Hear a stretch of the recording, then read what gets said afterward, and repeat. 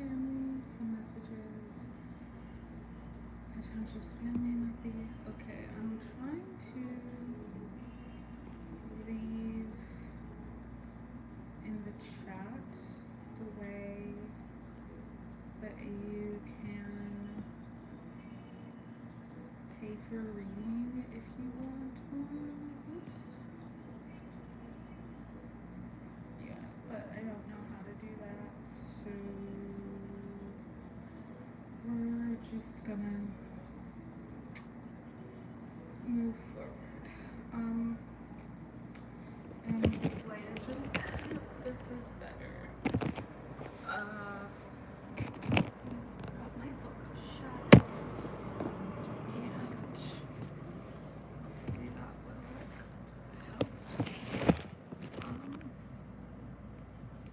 Because my tripod is over there being used for something, and I need my laptop for playing frequencies. So I wanted to come online and start reading around. I was looking for my 𝗪·RIDER-WAIGHT deck, but I found it where I was not expecting it to be. Happens sometimes. And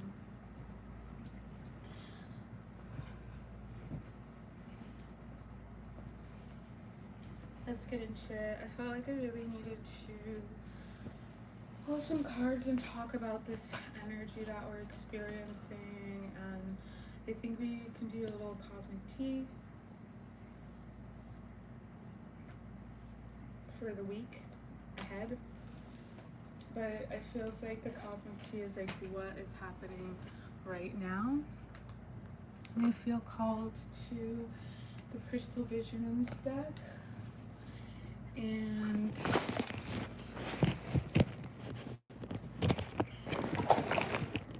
okay, I'm gonna pull up the chart for this week. If you are interested in getting the information about the astrology for this week, if you're watching this around the time that I'm recording it, July 7th, Two of Swords, July 7th, then you, would do well to subscribe to the Mysteries premium tier of my Substack. That tier is $11.11, and I have a very long rundown of what to expect from the astrology for this week. It went out this morning at 8 a.m. It will go out Sunday mornings every week moving forward, and you will be able to get a really great astral forecast that way. So let's get into it. Hello everybody. I'm gonna just look at the chart for today and also draw from the cards, but we have the Two of Swords, and for this energy I feel like it is very much like, should I stay, should I go? That's what I've been picking up on a lot of for this week, and I do believe that it has to do with our conceptions and our principles and beliefs, our ethical systems that we're operating from. I do feel like it's asking us to really ground down into what our beliefs are, and the reality is, like, most of us have been going through consciousness evolutions, most of us have been going through progressions through our experiences, and yes, our experiences may have been really quite terrible. That's very much true, and I will not gaslight anybody or hold anybody about that. Like, if you have really been struggling and you feel like you've been suffering, I'm here to affirm that for you and say, like, you know, I see you, and I'm really sorry that you've been going through a hard time, because it just sucks that much more when you're going through a hard time and people are like, oh no, it's not that bad. Like, I want you to know that it is that bad, okay? But the reality is you can get through it without, you know, making things that much harder for yourself, and that we had to walk through the fire in order to be forged into these spiritual weapons against the adversary that we have become. Pressure makes diamonds, right? And we can either go back to operating from the past beliefs, the past thought systems that were shrouded in ignorance, that were shrouded of veils of illusion and delusion, forgetfulness, making you forget who you truly are, which is a child of God, which we all are, the Most High. You can go back to thinking like that. You can go back to operating from a victim mentality. You can go back to living as if you are at war with the rest of existence and creation.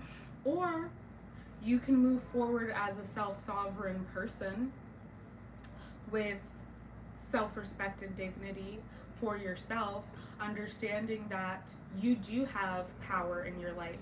And no, you know, I hate this idea that as part of the manifestation community, I've been studying manifestation since 2011, the summer before I started 12th grade. So 2011 is 2024, so that's 13 years.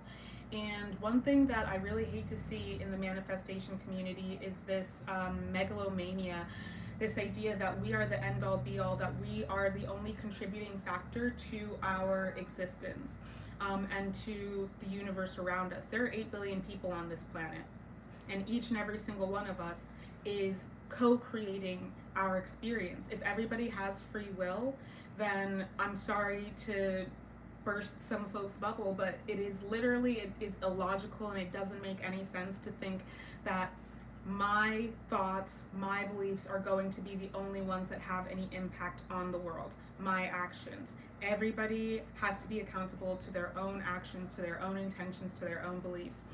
And so I call, instead of saying master manifester, I say master co-creator, because we are co-creating our universe through our actions, through our decisions. You can't force anybody. And what's at the bottom of this Smith-Rider-Waite deck here is the 7 of Cups. You can't force anybody to do what you want them to do just because you want them to do it. If they don't want to do it, they're not going to.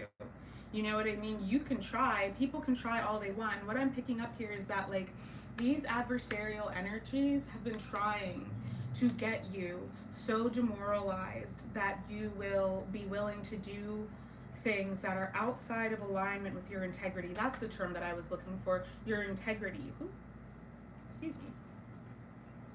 2 of Swords, but also judgment. Judgment has been called. Outside of the 2 of Swords, if you are afraid that, you know, justice is not going to prevail, I would encourage you to not be afraid of that, because the people, organizations, entities, institutions that have been rising up against you, that have been blocking you from your blessings, that have been sabotaging your success, they are not going to be able to prevail, but you also have to get out of the way. Some of you, like, you are staying in relation to the problem.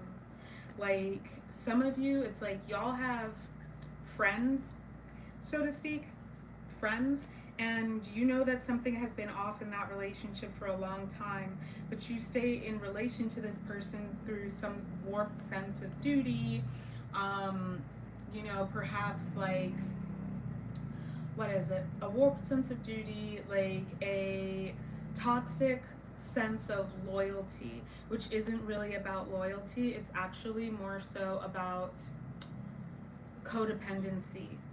This is what I'm picking up here, and you need to get out of the way. You need to see things for what they are and stop laboring under these delusions, because you and I both know that your consciousness, that you are consciously aware of the problem. You and I both know that. You are consciously aware of the problem.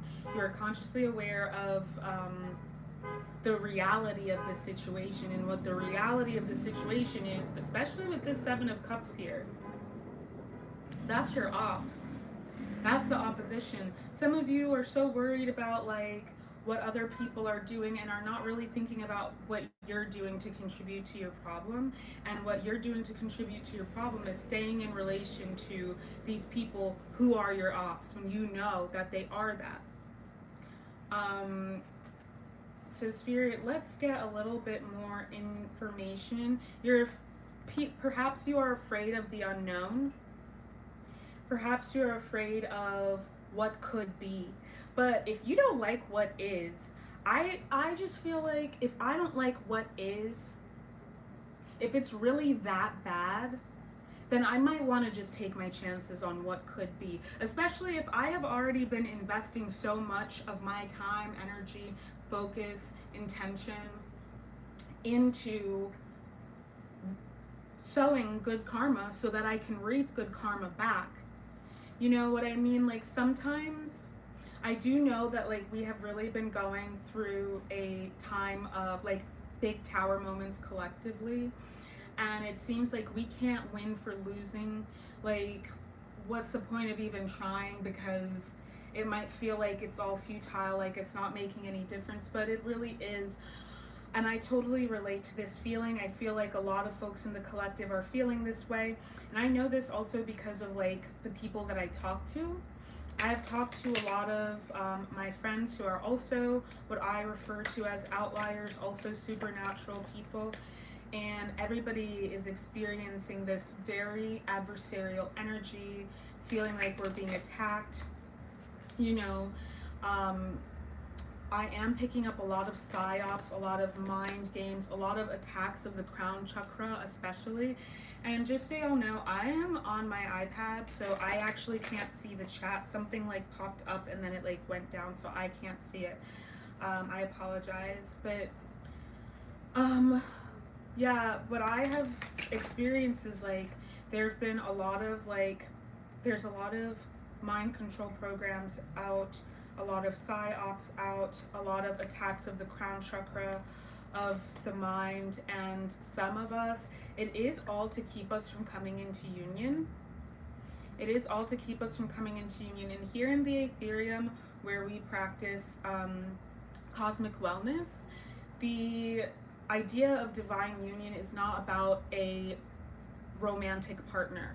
It's about our entire life. It's about our entire existence. If you look at an astrological chart, there are 12 different houses, and those different houses represent 12 different aspects of your life. There are the social houses, there are the karmic houses, there are the relationship houses. You know, there are different places that I look. When I do a reading for a client, I will perhaps look to the second house, to the seventh house. If I'm looking at, if I want to know about somebody's love life, you know what I mean? And if I want to know about like what's going on karmically, I'll look to the fourth house, I'll look to the eighth house, and I'll look to the 12th house every single time. And I'll often usually look to the first house too, because that's a lot of where the trauma is stored, because it has to do with childhood. If we're talking about childhood, I'll look at the first house, the fourth house, and the fifth house, right? So why is this important? This is important because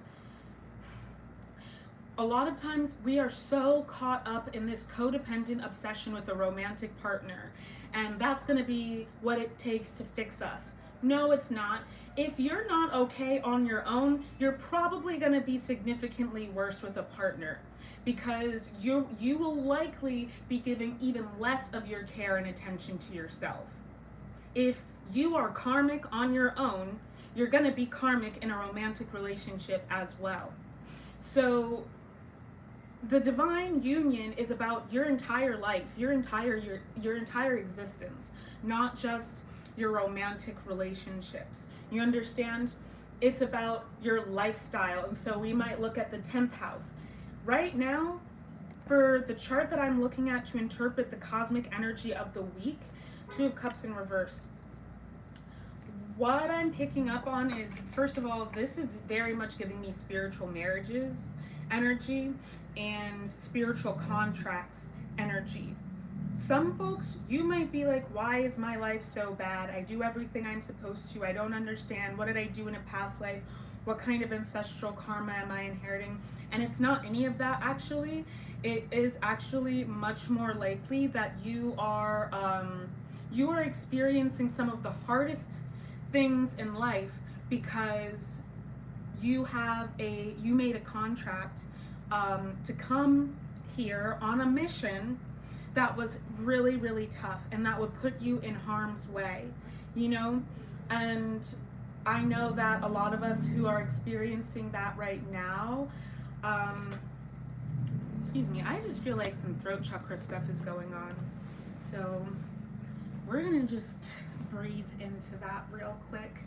If you want to join me, you can. I'm just going to take 3 deep breaths in through my throat chakra down to the core of the earth to clarify that energy, breathing in clarity and pushing out any nefarious energy, any non-resonant, discordant energy. So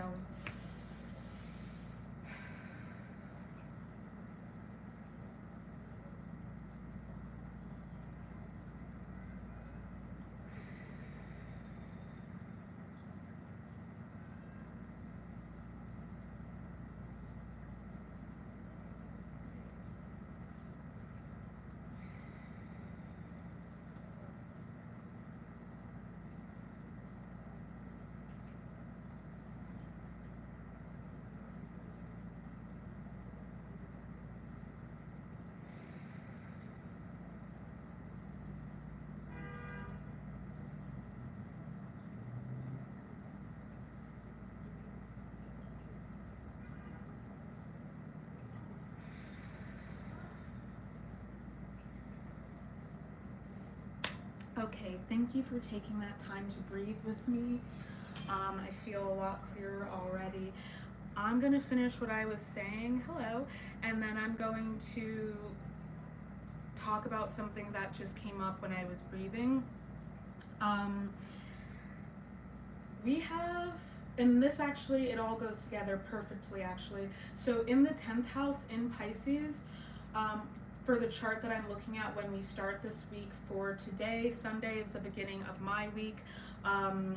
I come from 2 lineages of shamanism on both sides of my family, and I am tapping into my indigenous ancestral roots, as well as integrating that with my intergalactic communication abilities and Christ consciousness understanding.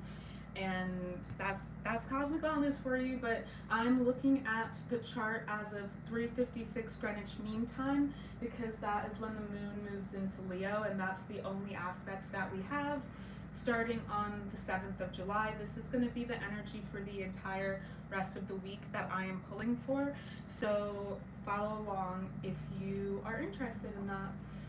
So I feel like this is a big part of why we are having a lot of challenges this week, and it's because in the 10th house is in Pisces, and we are coming out of the age of Pisces. I want you to remember that. So anything having to do with Pisces, please understand that right now, tropically, I'm also going to pull up the chart for sidereal astrology, but please understand that tropically we have Saturn retrograde in the sign of Pisces, currently at 19 degrees, and we have Neptune retrograde in the sign of Pisces, and they're both in the 10th house. I feel like this is about dispelling illusion around our lifestyle. I feel like Saturn puts a lot of pressure on us, okay? And I feel like it pushes us to, pressure makes diamonds, but what are diamonds made out of? Coal. So we're gonna think about this as if like all of this karmic energy is carbon, and Saturn is putting this pressure, this density on top of all of this carbon to pressurize it, to purify it, and to transmute it into and transform it into a diamond. And it does feel like this is the last hoorah, if you will, this last battle with Neptune retrograde in Pisces at 29 degrees. It's not going to go into the sign of Aries until sometime next year. It's going to be in the sign of Pisces because it's retrograde for several months, anywhere between 4 and 6 months, but I will give you some exact information.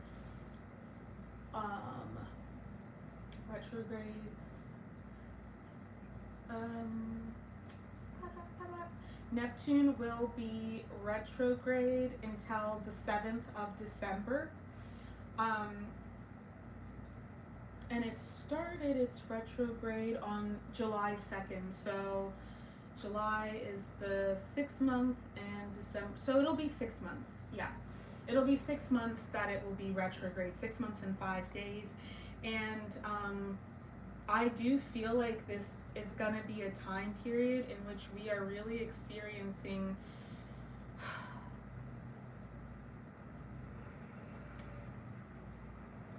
this last power grab for our sovereignty. And it is really about getting us out of our integrity, getting us out of alignment, because we have to be in integrity. And I'll give you this image that I use.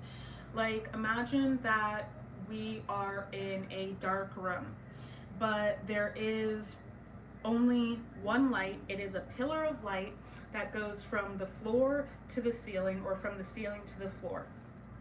And that's the only place where there's light in this room. And if I am outside of this pillar of light, there are all sorts of pressures, all sorts of like trials and tribulations, all sorts of nefarious energies. I'm less clear when I'm outside of this pillar of light.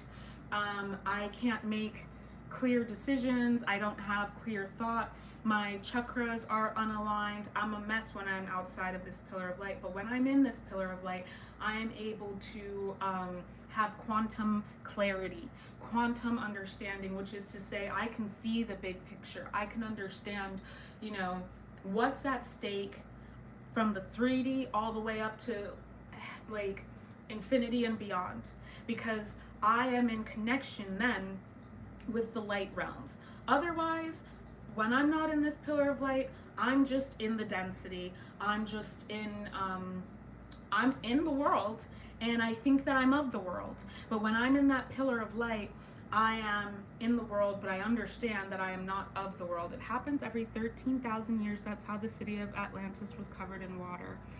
I wish I could see more of what you are saying in the chat, but like I said, unfortunately, I'm on my iPad, so I don't know how to see everything that you're saying. But please keep sharing about Atlantis, because there are certain things that I've been downloading that I'm trying to get more clarity upon. But I do think that those memories are being purposefully obfuscated. So anything that you want to share with me and the collective is super appreciated. This is a space where we learn together and we share together and we grow together. This is a family, this is a community, a soul family and a community. So it's not just about like me and what I have to offer, but we are giving to one another and contributing to one another's liberation and evolution here. So thank you so much for sharing that. But so essentially right now I feel like for the rest of until Neptune goes direct again, and until it moves into Aries, but particularly until it goes direct again, I do feel like it is going to feel kind of like a battle for the soul of the earth. And what I mean by that is like for Earth's inhabitants, for humanity, for the heart of humanity. And what they want is to demoralize us. What they want is to make us behave in a depraved way, because they want to use us as vessels for their will, because Shaitan they don't have bodies. Shaitan is the adversarial collective of spirits, the non-believers. It is also the name meaning the adversary. So these spirits, they don't have bodies of their own. They have to find a vessel to act through, to actualize it. Okay? This is the same principle behind egregores. Like, if something 2442 on the timer, if something is not actually true as a divine truth as like one of the laws of physics, if you will. Thoth and other kings knew when the poles change, it can damage human consciousness. Yes, exactly. They know exactly what they're doing, and they're doing it on purpose. This is by no means a mistake. And once we start thinking that our enemy, that our adversary is stupid, like that's when we really get ourselves caught up. And that's when we start to underestimate them, and that can really throw us off our game. But they want to be able to actualize hate through us. And I saw something about like essentially the Antichrist, and stick with me here because Christ consciousness is associated with Pisces. The fish is the sign of the early Christians, and I'm talking about the consciousness of unconditional love and unconditional integrity. That you are really here for a reason. We are really here for a reason. It's true, and we are here for a purpose. And it's so, my teacher 𝗪𝗨 always says, like, the principle, the foundation of our spiritual practice is to know thyself. And at your core, you are a divine spark. You are a part of the an extrapolation and expression of the divine. And when we really remember that, we have this new moon energy that we're still working with.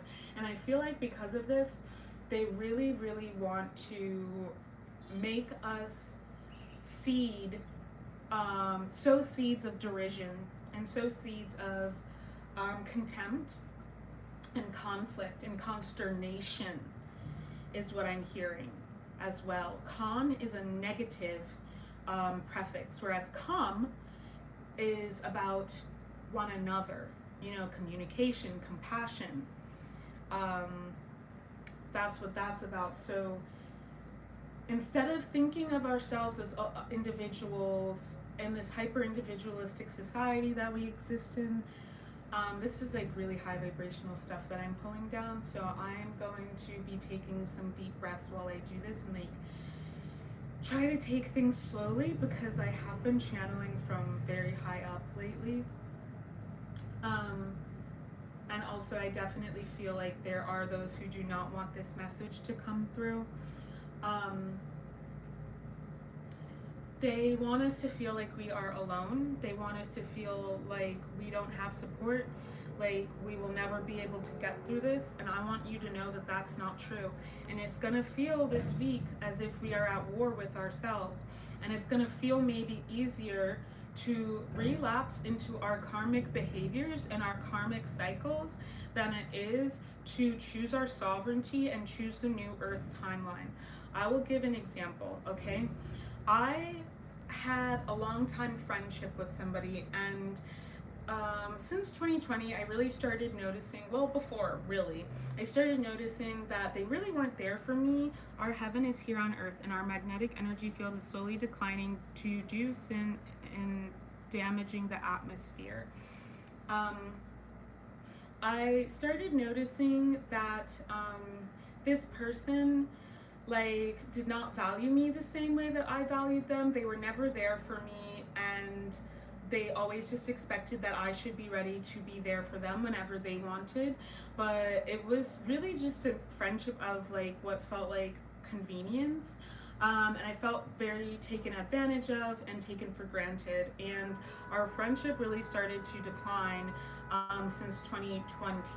And last year it came to a head because I got to a place in my self-sovereignty journey where I was just like, you know, my creator does not want this for me. Like my creator did not make me to suffer. And my creator loves me unconditionally, and I cannot actively contribute to any relationship where I'm being taken advantage of or taken for granted or being used, you know, for whatever egotistical purpose somebody else has. And I had known for a long time, for years, I felt like really hurt by what I was realizing in this relationship, but I let it go on for longer than I should have because I thought that I could change this person by my loving them unconditionally that would teach them to love me back. That's not what happened at all. And when I very gracefully, I might add, let them know that like I feel really hurt and I don't feel like I can be in an active relationship with you anymore because this relationship is hurting me. They confirmed what I already knew to be true, which was that they were gossiping and spreading lies about me. They had all of these extremely hateful things to say about me that they had been telling other people, and just some of the worst betrayal that I had ever experienced.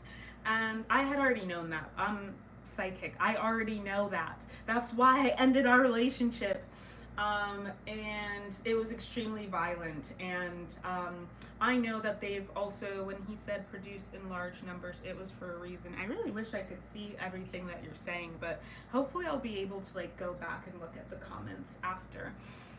But yeah, so, you know, in that moment, I chose to see the truth. I chose to see reality for what it really was. And I chose to finally stop being indecisive and make a decision. I chose my sovereignty. I chose respect over companionship.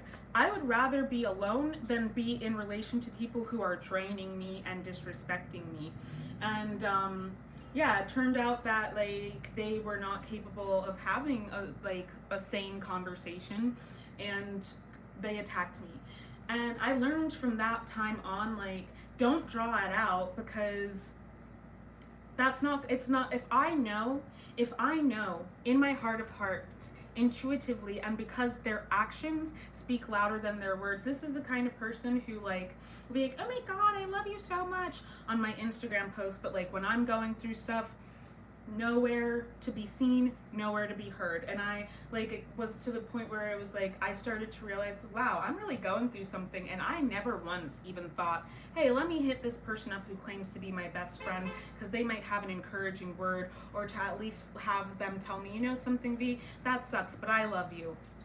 Not even that, but you know what I mean. And yeah, so I started noticing after that relationship ended, other relationships where around that same time I started realizing a lot of other relationships that, though I had been in relation to these people for a long time, like they weren't actually good friendships or relationships. They weren't actually fulfilling me. They were not reciprocal. These people, I came to accept reality for what reality is, and understand these people are never going to be able to give me what I'm looking for or what I want in a relationship.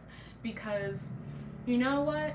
And this is not at all to shame or to shade anybody, but it is just a fact of the matter. Like, they don't have the same level of consciousness that I do. If I'm looking for people who are on a resonant frequency, and I know that I'm doing my best to live in my pillar of light, that is my integrity. I am standing on my integrity. That is a solid foundation. And for me, that is Christ consciousness, unconditional love, and unconditional truth. That means because I love you, I won't lie to you. Even if it hurts me, and I don't want to, and I'm scared because I was raised to be a people pleaser. Because I love you, I will tell you the truth. And sometimes that means like I will just stop engaging with you, and I will be honest with myself also about the reality of who you are, because that's the only way that I can truly unconditionally love. And so what I came to understand is this. I just have to accept people for who they are and be real and honest with myself.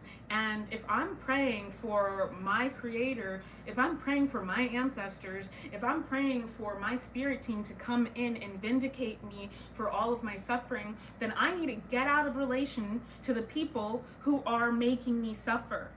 Because guess what? A lot of them, you'd be surprised. They may not be doing like spell work and magic intentionally. A lot of them are. For those of you who you know that you're the chosen one of your bloodline, you know that you're an outlier. You might identify as a starseed, light worker, earth angel, witch, what have you. If you know this, you might identify as an 𝗪𝗫 or a deity, what have you, whatever you are, as an outlier or supernatural being. You know that I'm gonna let you know there are a lot more people in this world who do witchcraft than you would think, and especially because it's become popular on TikTok, and I think it's mainly on TikTok. You'd be surprised to find out that some of these people are actually doing intentional ritual magic against you. Okay? You'd be surprised. When I moved to New York, I was astounded to find out. That was 2012, so at this point 12 years ago. I was astounded to find out how many people do ritual magic. You think that nobody's actually doing satanic rituals? I know for a fact. I know people who do. For a fact. I know people who have factually been victimized in New York and outside of New York. So believe it or not, honey, but if your intuition has been telling you that somebody is up against you, it doesn't matter whether or not you believe it. You don't need to send it back to them, but you should be cleansing and purifying, and you should be grounding those energies, and you should be doing reversals if you feel like you are experiencing spell work against you. Because, and this is my other point, sometimes it's not like ritualistic. Sometimes, one, it could be them like, one praying against you, praying to whatever god they worship against you. And it also could just be ideating like obsessively about you. And I get the sense that a lot of you who come across this are people who have a lot of who have a spirit of obsession upon you, is what Spirit is saying. A spirit of obsession upon you. And it's because you're so attractive that some spirit, love has a powerful energy frequency that keeps the human conscious in a higher dimension, unlike hate is the total opposite. Yes, that's true. And true love does actually, unconditional true love does actually defeat everything, but that might not look like how some of us think it will, because when I was friends with this person, I thought that my love could bring them out of their ignorance. But what I came to learn is my love can actually purify this situation by getting me away from them.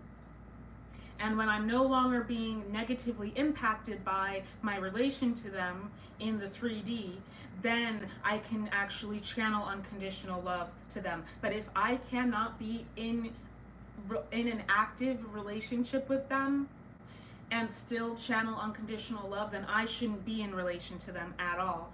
And some of us, that's a really hard pill to swallow, because what's going to happen to me if I leave this relationship? I'll tell you what, my experience has been good things. Some are aware, some are just not. That's true. And also, if you're friends with people, this is a spiritual truism across many different faiths and many different cultures and traditions. Gossip. If they're gossiping about you, that is also in its own way spell work.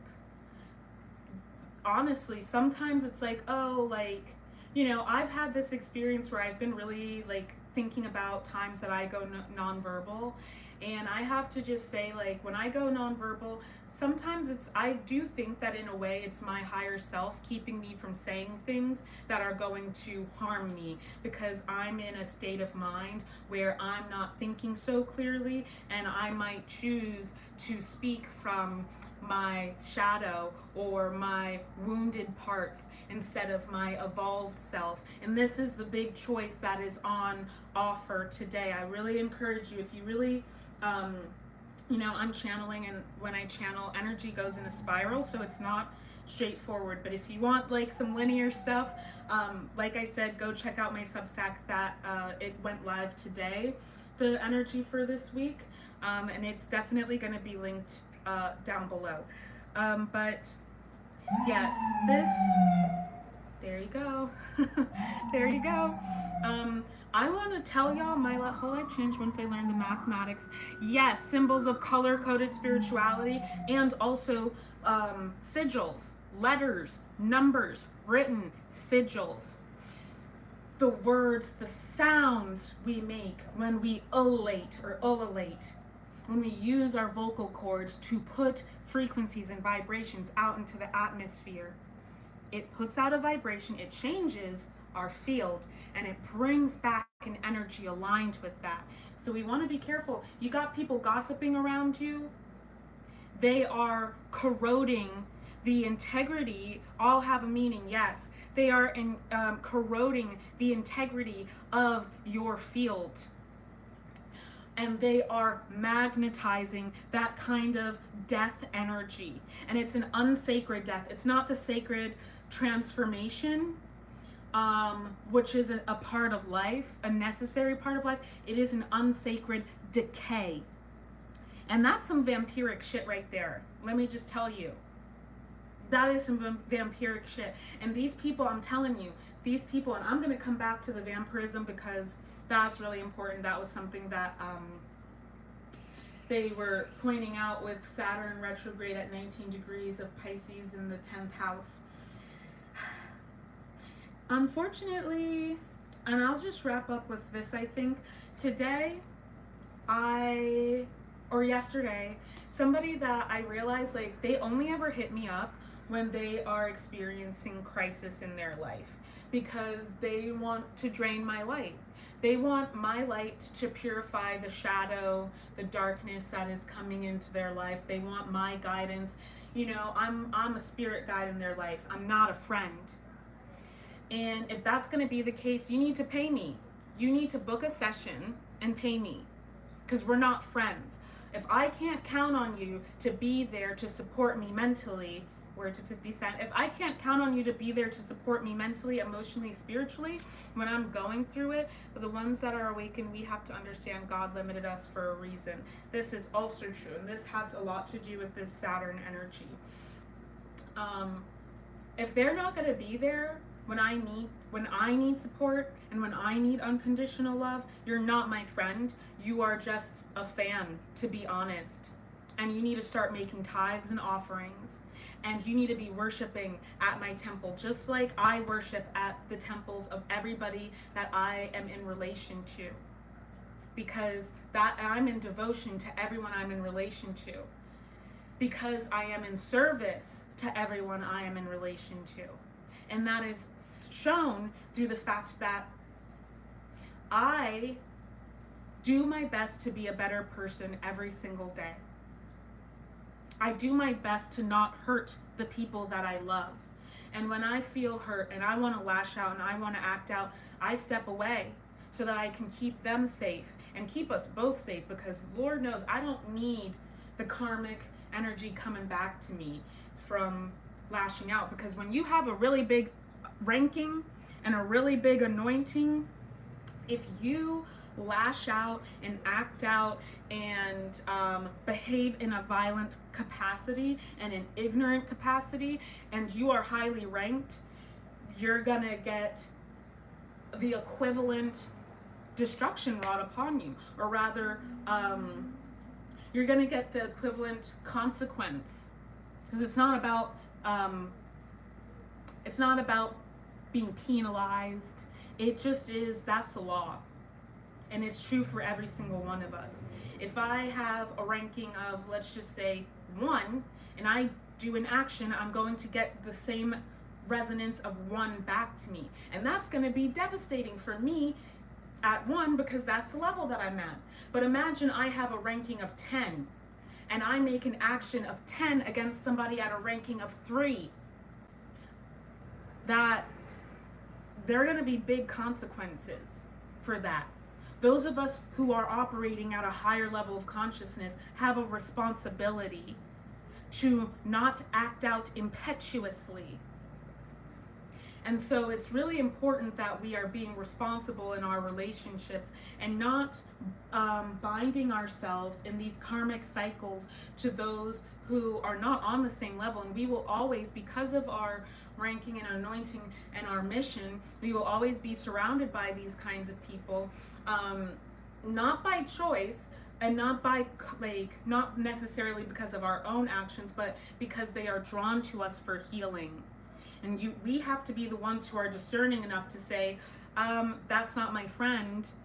That is just somebody who is coming to me for healing. You know what I mean? And so this person this other friend who I realized, like, this person only ever hits me up when they are going through something. They always have chaos and drama. I don't have any drama in my life, but they're bringing drama in my life. And you know, they live on the West Coast, I live on the East Coast, but I've known that they were in my city I knew that they were in my city a few months ago, and I also knew that they didn't hit me up while they were here. I thought they were on vacation. I was like, honestly, I don't really feel like engaging with this person anyway, because I feel like the only time that we interact with one another is so that they can feed on my energy. So for that reason, and you know, if they're at a ranking of 3 and I'm at a ranking of 10, that's just natural that they're going to feed on my energy. They can't even help it. But the problem is, we're both going to get to around 7, and for me, that's a decrease. Manifesting only come from your true inner feelings. Yes, exactly. And in unconditional integrity, unconditional truth. You know, that's how we create. The sun is related to creativity, and we are children of God. The sun, you see, it's a very powerful grimoire. 10, for those of us who identify as crystallines, those of us of Christ consciousness, it's a very powerful grimoire. If I'm at 10 and they're at 3, we're going to meet at 7, and that's a decrease for me, but that's an upgrade for them. And usually what's going to happen is they're going to go on and do whatever they want. A lot of times those people don't end up pouring back into us, and we have to recover our strength and our energy after that relationship. And they will experience the same thing, because maybe they're around someone who's on the level of 1 and that person's draining them. But you know what, it's our job to be, I read all about it, I'm very spiritual, I can tell, Tyrone. It's our job to be, see how these ones look so similar to one another? It's our job to be discerning swords. It's our job to be the witness. And to be the judge is not about casting guilt or, you know, creating hierarchy. Because saying that something is 1 or 3 or 10, that's just true. It's really about fairness and justice. That's what judges are supposed to be about. Let the universe be the one to judge. All I need to do is see clearly and move accordingly. So I didn't hit this person up when they were in my city, because I also knew from the energy of them posting that they knew. Like, I knew that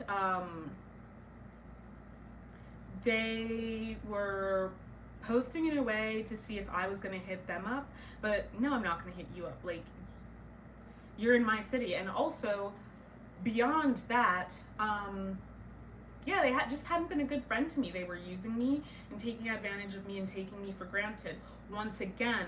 And this was a challenge. This is a karmic challenge that I needed to overcome. I knew that if I invested energy into this person, I would not get it reciprocated, which is, there you go. If I had gone to the city that they live in, when we were in the same city, I hit them up and I let them know about that. I found out that they'd been here. They finally hit me up, and I found out that they'd been in my city since like maybe 4 to 6 months, and hadn't said anything to me. I already knew this. So when they hit me up and told me they were here, I was like, oh really? How long have you been here? And I'll also say this much, I became friends with this person when I was still in my karmic shadow. I was partying and I was abusing substances, and I've since gotten sober. I haven't had a drink in 5 years. I haven't used any substances in 4 years. And that may not be the story for everybody else. I'm not trying to push my own agenda on anyone, but as an ethereal being, that's what I need in order to be able to live in my integrity and live in my pillar of light. So I know that because, one, I'm not for the drama, I'm not for the chaos, I'm not for the karmic behavior, and also because I'm not the same party person I used to be. Like, you're not hitting me up because you want to do your karmic stuff, and that's fine. You are entitled to want to do that, but don't hit me up as an afterthought months and months later, trivializing me, taking me for granted. And for me, it's also just like, what do you want? Like, what's going on in your life that you now want me to come and contribute my love and my care and my attention to it? You know, and I just knew it wasn't going to be a fruitful, fulfilling situation because I've gone through this enough times before. I've had this lesson happen enough times before, and this is what it comes down to. The Creator loves us so much that we are always given an opportunity to heal. We go around and around and around, and it keeps coming back until we learn our lesson and we transcend. The option to transcend is always there. You know what I mean? And so this was an option for me to transcend or to stay stuck on the merry-go-round. You know, this person also, because of my sobriety, every time they would get into trouble and make a mess of their lives because of substances, those were usually the times that they would contact me and be like, oh my God, V, like, I need your help, I need your guidance. And if it was going on for like a month, then I'd hear from them every day for a month. But once they felt better again, they would just disappear. And yeah, when they told me that they'd been in town for this amount of time and they were like, I was just laying low, I was just like, okay, well, I had a whole crew of spiritual people. We're coming together. You know, we're coming together. Keep reaching out, keep vocalizing and being active, because I see some people, like, they don't respond to the people, you know, in their chats. They don't respond to the people. I do this so that we can build a community, so that we could come together. Like, I'm putting it out there so that folks will come and answer the call and we can, like, be in community together, and it works out, you know, for me. But I do see a lot of other readers where it seems to me that that's not what they're about, and I don't know what type of time they're on, but I'm not interested. And so with this person, I was like, you know what, that's okay. I hope that you've had a really great time while you're here. You are absolutely not obligated to see me while you're here, and all the best to you. And I could have talked for a long time about how they did this and how they did that and how I feel about this and how I feel about that. I just put their chat in the archive chat. I unfollowed them, and it is what it is. They know what it is. This is the thing about this, folks. You need two true rainbow representatives. Exactly, rainbow warriors. Yes, exactly, rainbow children, crystalline children. But they know.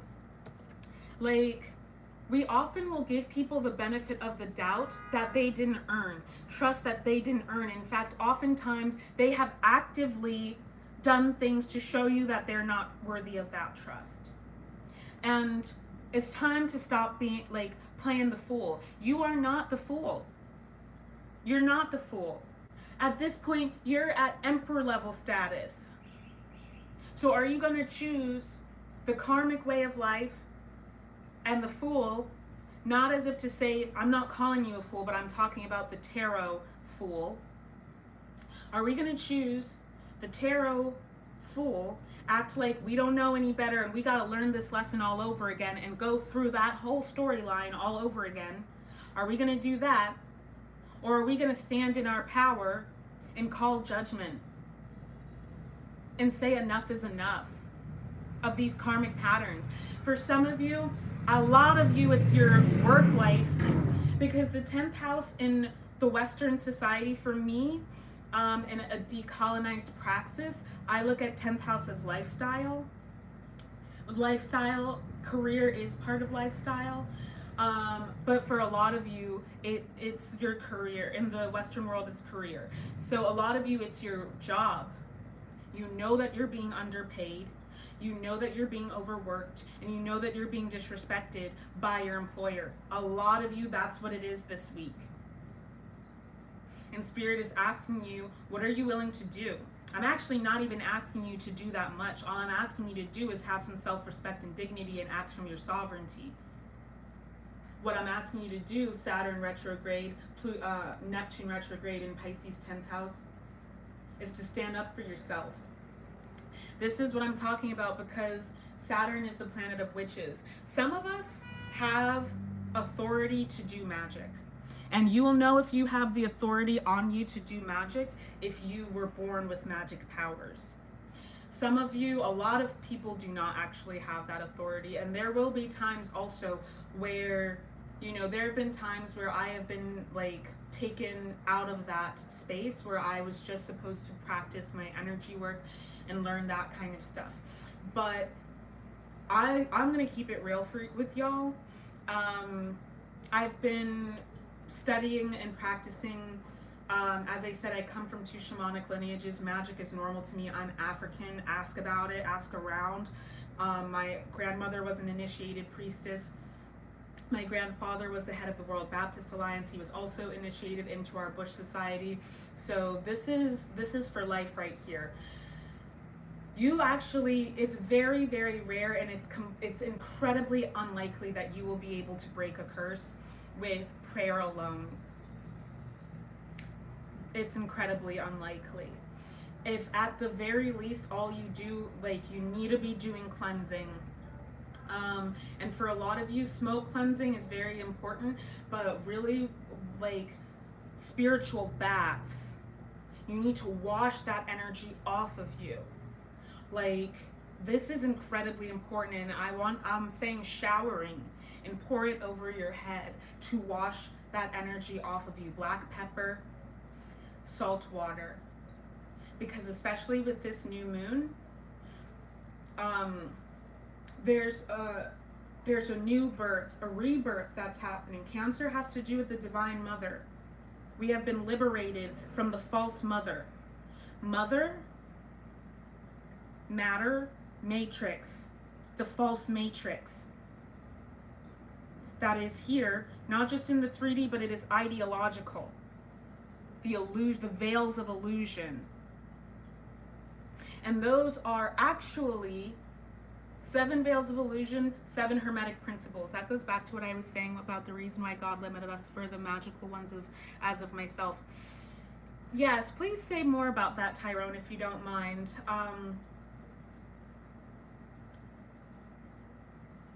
Yeah, because some of us, you know, we're born here, and like for me, I have to pass certain like milestones to be able to get some of my memories back. And certain information I'm only allowed to have at certain points in time. And I know that it's not the adversary. I know that it is like, that is how I made it when I was like programming my life here. And so, yeah. Sometimes, with this Saturn retrograde here in the 10th house, I do want to say, if you have the authority to do magics, specifically protection spells, wards, and banishing. And then, you know, some of us, we are allowed to do binding, not binding one to another, but binding the powers of others. Some of us have that ranking, but it's very rare, quite frankly. It's very rare. And people who do things like that and they don't have that ranking and they don't have that authority, best believe that they're going to get, that's some avenged tenfold transgression right there. But yeah, Saturn, especially when I think about like Saturnian magic, it's not actually for me baneful magic. That's what people who like, that's what the programming of the adversary is about. I've studied so much that I'm kind of scared of it. Yeah, yeah, I understand. I've studied a lot about the occult as well, a know thy enemy type thing. But I know that the Most High trumps all of that, and if we are divinely supported in doing the work that we've been called to do, and we're just following the orders that have been handed down from on high, then it's going to be, you know, it's going to be supported. and we will be shepherded to do exactly what we're meant to do in the way that we're meant to do it. But I do feel like a lot of curses are being broken this week. There are some of us who, like, yeah, like I was saying, there have been people who have been doing spell work and baneful magic, ritual magic against your union. And this is like, one, if you are not doing well in your financial life, the more you know, it's like, wow, how do I move forward?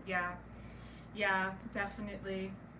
I feel like there's people who have been doing baneful magic against your union with yourself, because you are your twin flame. In order to be in union with your soul tribe, with your kingdom spouse, your person, whatever. And also, you know what? If you are polyamorous, you can still have a divine counterpart. Is going to be the person who's also polyamorous and who's also going to allow you to do that. Whatever storyline you and the divine have going, that's between y'all. I don't care. It's none of my business, and it's not my place to judge. All I know is, you know, we got to figure out what's right for us. And the truth is, if that's who you are, you gotta be who you are. Because if you're not, how are you going to come into alignment with your divine counterpart, your divine life? If you won't admit, if you know that you're attracted to a certain type of person, but you're like, oh, I'm not gonna be with that kind of person because these hometown people, these people from my hometown, they judged me and they said that I was this or I was that. You know what I mean? For instance, well, I don't want to be divisive.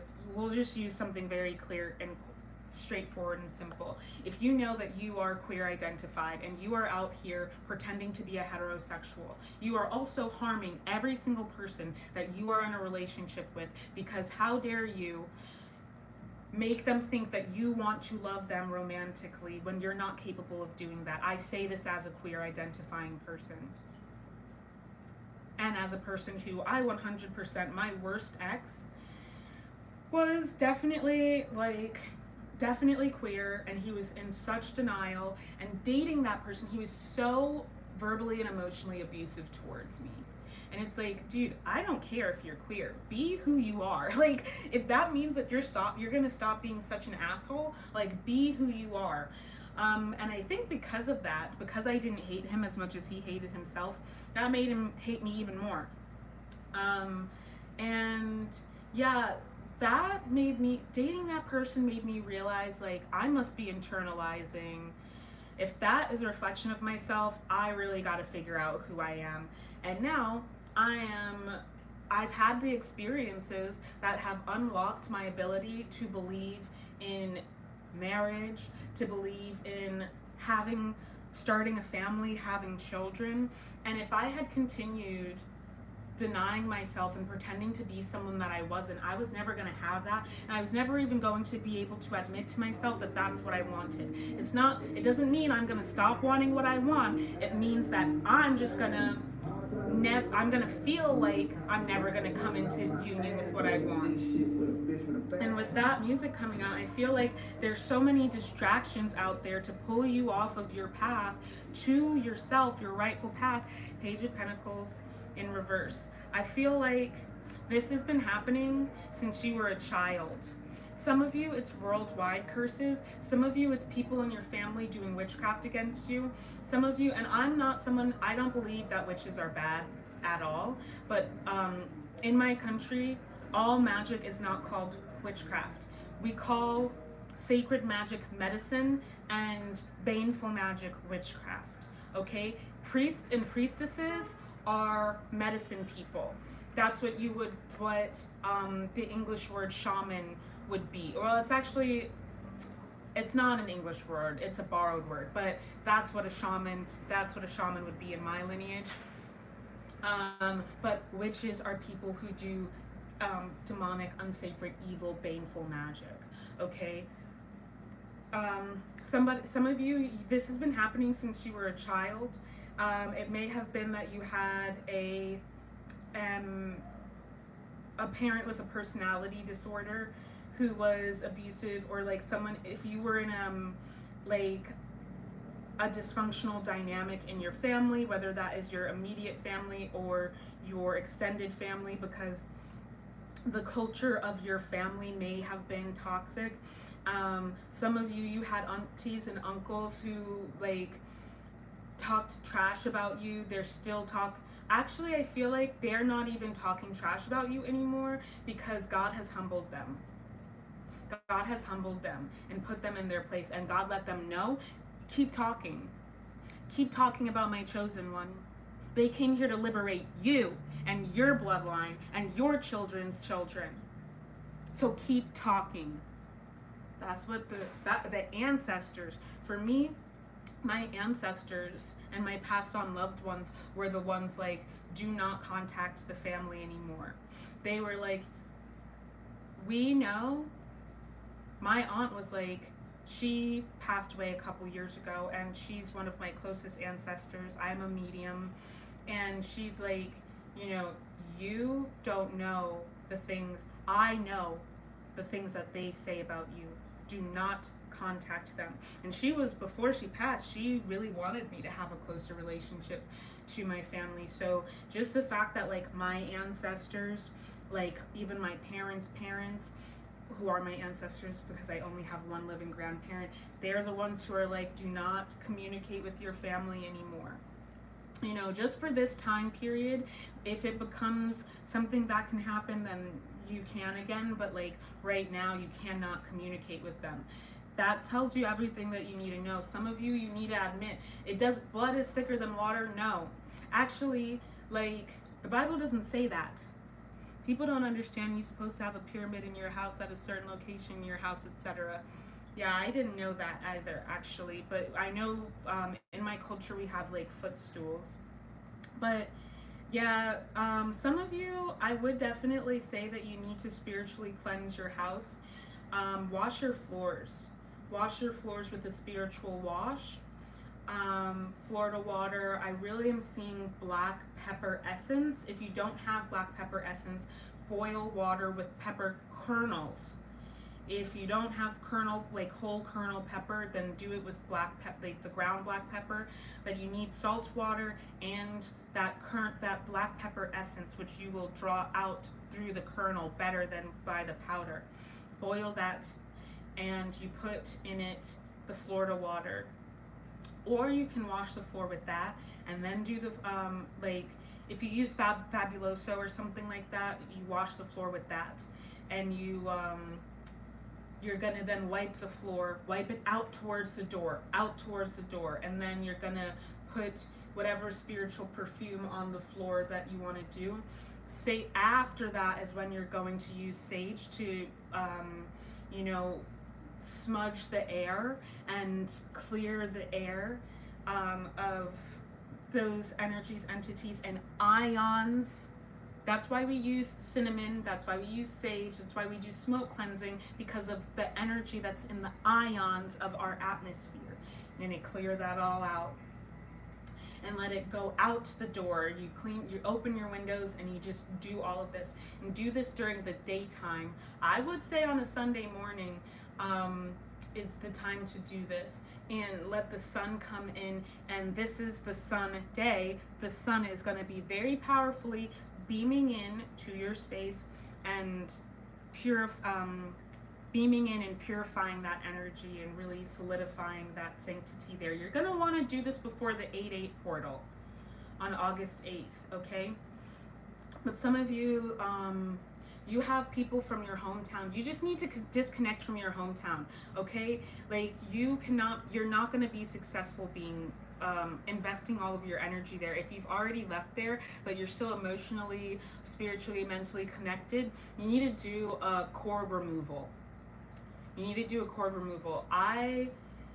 This time that we're in, family, I guess because Saturn is in Pisces and Neptune is in Pisces, but there was a time period before Saturn went into Pisces where energy work was enough. But right now, why you think you see those priests? I really wish I could see the chat, but I can't see it. Will that work? No, that won't. Oh, there it is. Okay, I can see what you're saying now. Thank you to the people who left positive comments. I'm going to talk about, yeah, like I said, 𝗪mě𝘁 he created those Hermetic principles. That's those 7 veils, okay? They're not real. They are principles in the material world to trap you and make you have a consciousness that is lower than infinite consciousness out in the light realms and keep you dense. Yeah, thank you. I am spiritual. Okay, looking, why are there 4,000 delusional streaming their delusion with these dumbass cards? Well, Apex Chris Henson, not interested in that. Pole shift change of the planets affects us as a whole. Yeah, that's just some anti-indigenous BS. If you want to be like that, then you can believe what you want. Colonizers will do as colonizers do. Our heaven is here on earth. Love has a powerful energy frequency. My whole life changed ones that are weakened.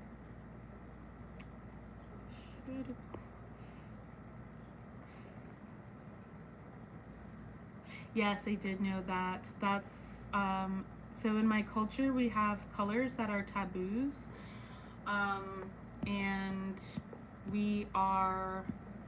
I have some colors that I can't wear. Patience with me, family. I'm going to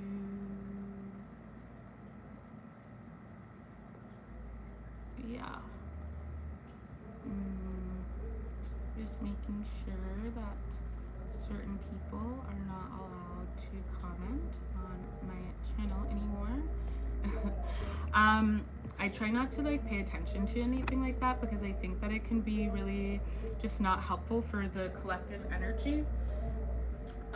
But honestly, I don't even really care about that. So I will just take a couple of cleansing breaths for the sake of the energy in this space.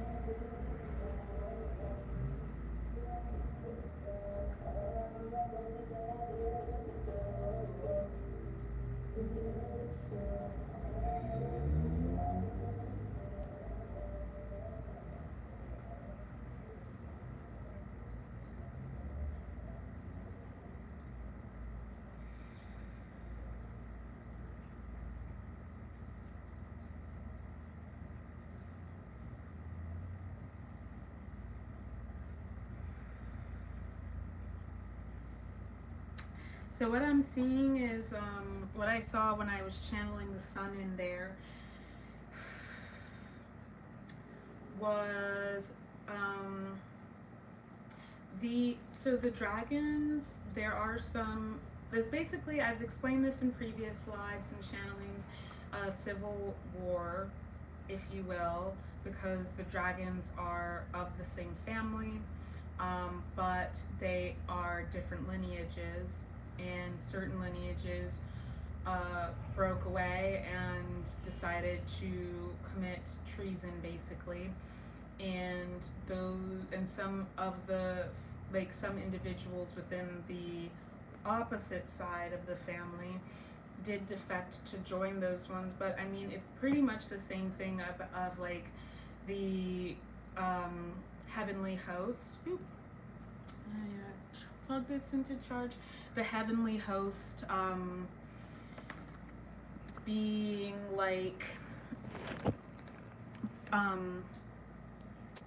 having some of the archangels and the angels disconnect and rebel in order to try and create their own thing. This is on the charger, so it might be a little bit weird.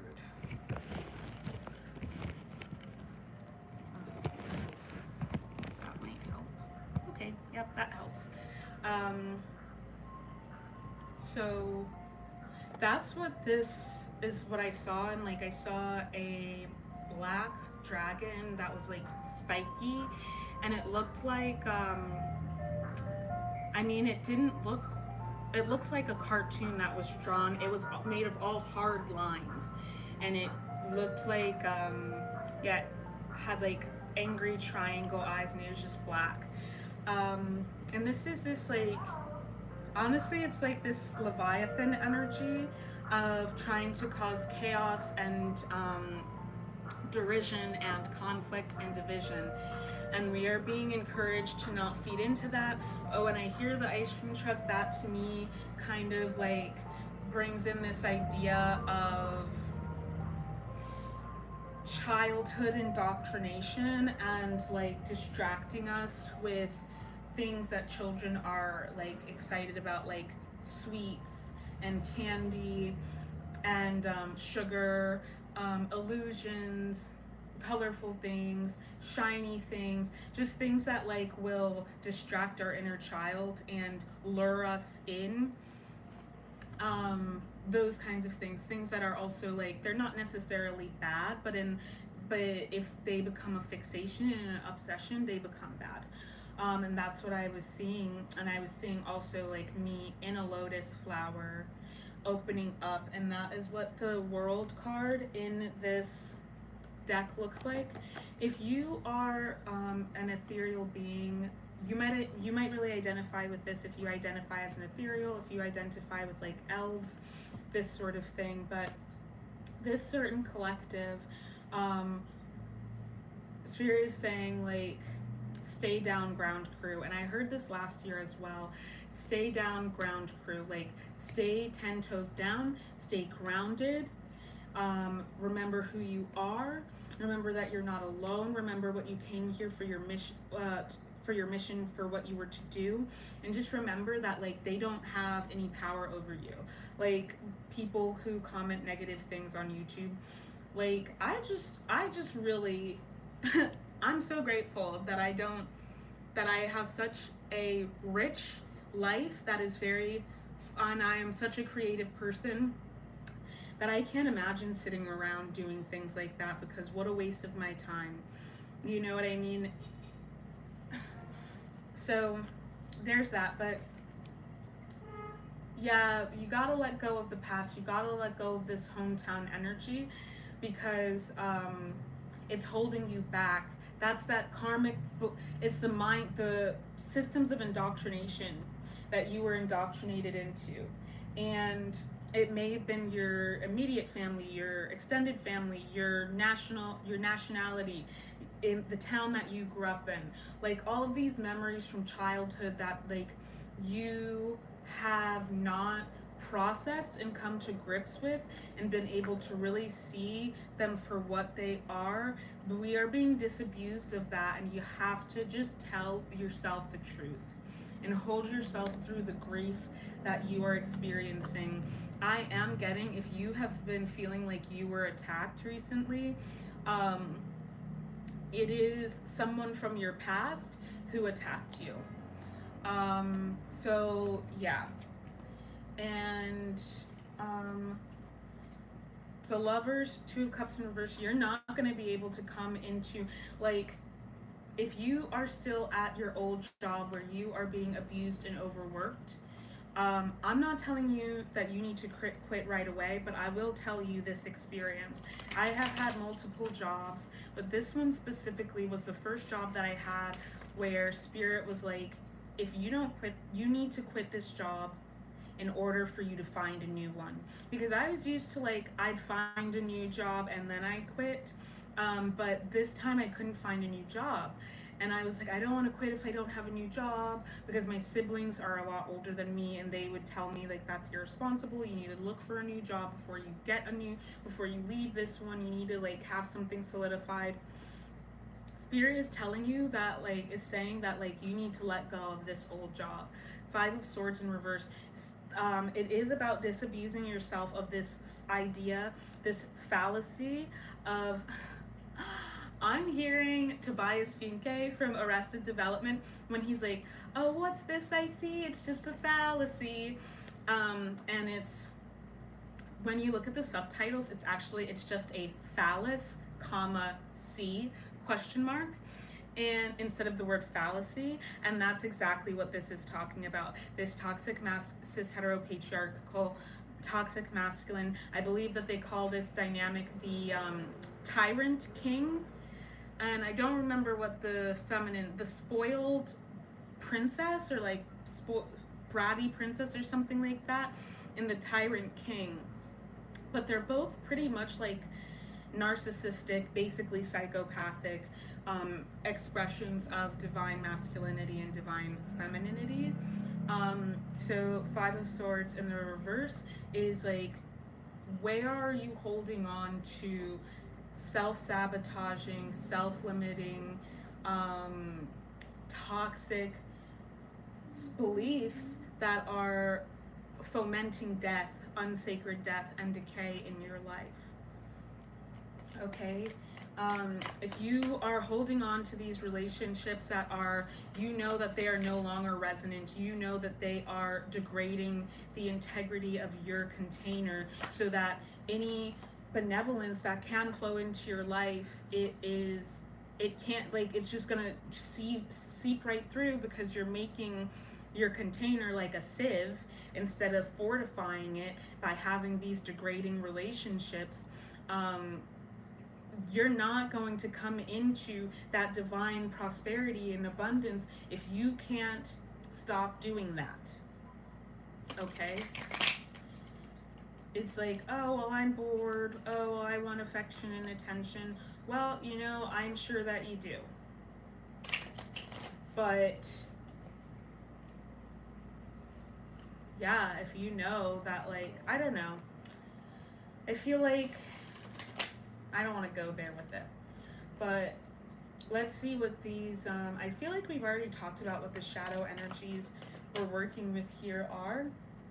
But what I was going to say about the Saturn retrograde and Neptune retrograde in Pisces, 10th house, is like, when I talk about the death and decay, look at the sun. If you don't start seeing yourself like the sun, you're not going to come into these new opportunities in the ways in which you are still holding back against this new perspective that you have developed, and you are still acting from the karmic perspective that you know is wrong, because you think that the material world hasn't adapted to reflect back to you this. Every time you let go of one of those relationships that is not actually genuine, the universe is reflecting back to you your liberation and your sovereignty. You may not see it in the material world, but it is coming together and it is happening. I know I don't want to hear that, but it is true. Six of Pentacles.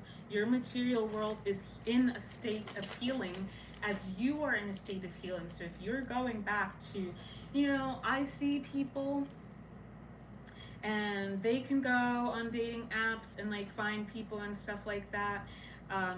But for whatever reason, you know, they're on a different path and a different journey than me. Maybe they're not, maybe they can do that and I can't do that. But if I'm being honest, yeah, I'm not supposed to be doing that. And I know that. So me, going on the dating apps is me just behaving karmically, because I'm not going to find my person on there, and I know that about myself. Even though a lot of the dating gurus and stuff like that on the internet every single one of them is saying, go on the dating app. Listen, be very discerning who you're taking advice from, because they're giving advice to regular people. They're not giving advice to earth angels and ethereal beings and deities and rainbow warriors. They're not. They're giving advice to normal people, and that's why the normal people are finding their partners, and that's why the normal people can find a job on Indeed, and maybe you can't find a job on Indeed because your job is not on there. Your job is in the divine frequency that you are supposed to be embodying, and every time that you step outside of that, that's when you come out of alignment with it, and you feel like you're even further away. It's inevitably going to happen, but Saturn is gonna really make you respect those lessons one way or another. I do feel like right now is just like a purification of all of the spell work that was done in the age of Pisces. As long as Saturn is in the sign of Pisces, that's what I feel like it is. A dissolution of all of that. The Hanged Man. You get the Ace of Cups. You get the Knight of Cups in reverse and the King of Swords in reverse. I really feel like this might be just a very challenging week because I do feel I'm going to get clarification for this. But like I said, 7 of Cups, I'm not going to forget about that. And we get the 2 of Cups in reverse again and the 4 of Wands. But I want clarification of these last cards here. What I feel like is like, if we feel like we're in a holding pattern, it's because there is something that we need to realize by the end of the week. We will have clarity around all of that and we will be able to start this new beginning. I feel like it might be really helpful. I definitely will. This is what I wrote in the Astral Insights. To do, what is it called? It'll be really helpful for you to do mood boarding, mind mapping, vision work, scripting, you know, who is this person that you're stepping into, and really get to the intention of why you want that. Because some of you, you need to understand your intention to understand why you haven't been allowed to come into union with that thing. You know, if you want to exercise, is it because you want to be healthy and strong, or is it because of body dysmorphic disorder? Because you might be being protected from feeding that demon, as opposed to feeding and nourishing yourself because you want to like love yourself. Or, and it is demonic because it is a byproduct of the beast system, the false matrix, the ideological manifestation of the colony, and it is Atlantis colonies. 5 of Cups in the reverse position. Yeah, it really is shadow working your intentions for wanting things, for you to finally be able to understand like why you haven't been getting some things. It really is about like, yeah, use this week with us starting this week with the new moon energy still from Cancer, to understand your intentions for the things that you've been calling in and what you want and how you see yourself. Is it genuine? You know, I have been doing a lot of work around that, and when I look at my vision board, it looks a lot different than like how I have presented up until the past year or so. And part of that is because like the past 4 years I have been peeling back all of these layers of artifice that I had built up as a protection mechanism and as a trauma response. This mask that I wore that was subconsciously expressing my desires and my needs. With this nine of Swords here, there's something that like we're really worried about, and I think that we really need to get to the root of why we're so worried about this, why we're so worried about the future. Really, I would encourage you to write down what all of your fears and all of your worries are and pray about them. But also, I have something called a God box, and I decorated it, so it's very cute, and I write down my prayers, my fears, my worries, and I put them inside of the box. And that's like, I'm turning this over to you, Holy Spirit. And when I do that, and then I'm meant to just let it go. And now when I think about things that I put in my God box, they have really been resolved. I keep looking at this Atlantic Ocean on this map that I'm looking at. These are the curses of Atlantis, as Tyrone said. These are the curses that are carrying over from Atlantis. Something that came up was July 4th. For whatever reason, the veil is really thin on July 4th. And I think that is why they chose to do, it is in the Cancer season, it's a water sign. I don't know sidereally if it was Cancer or, actually, let's look.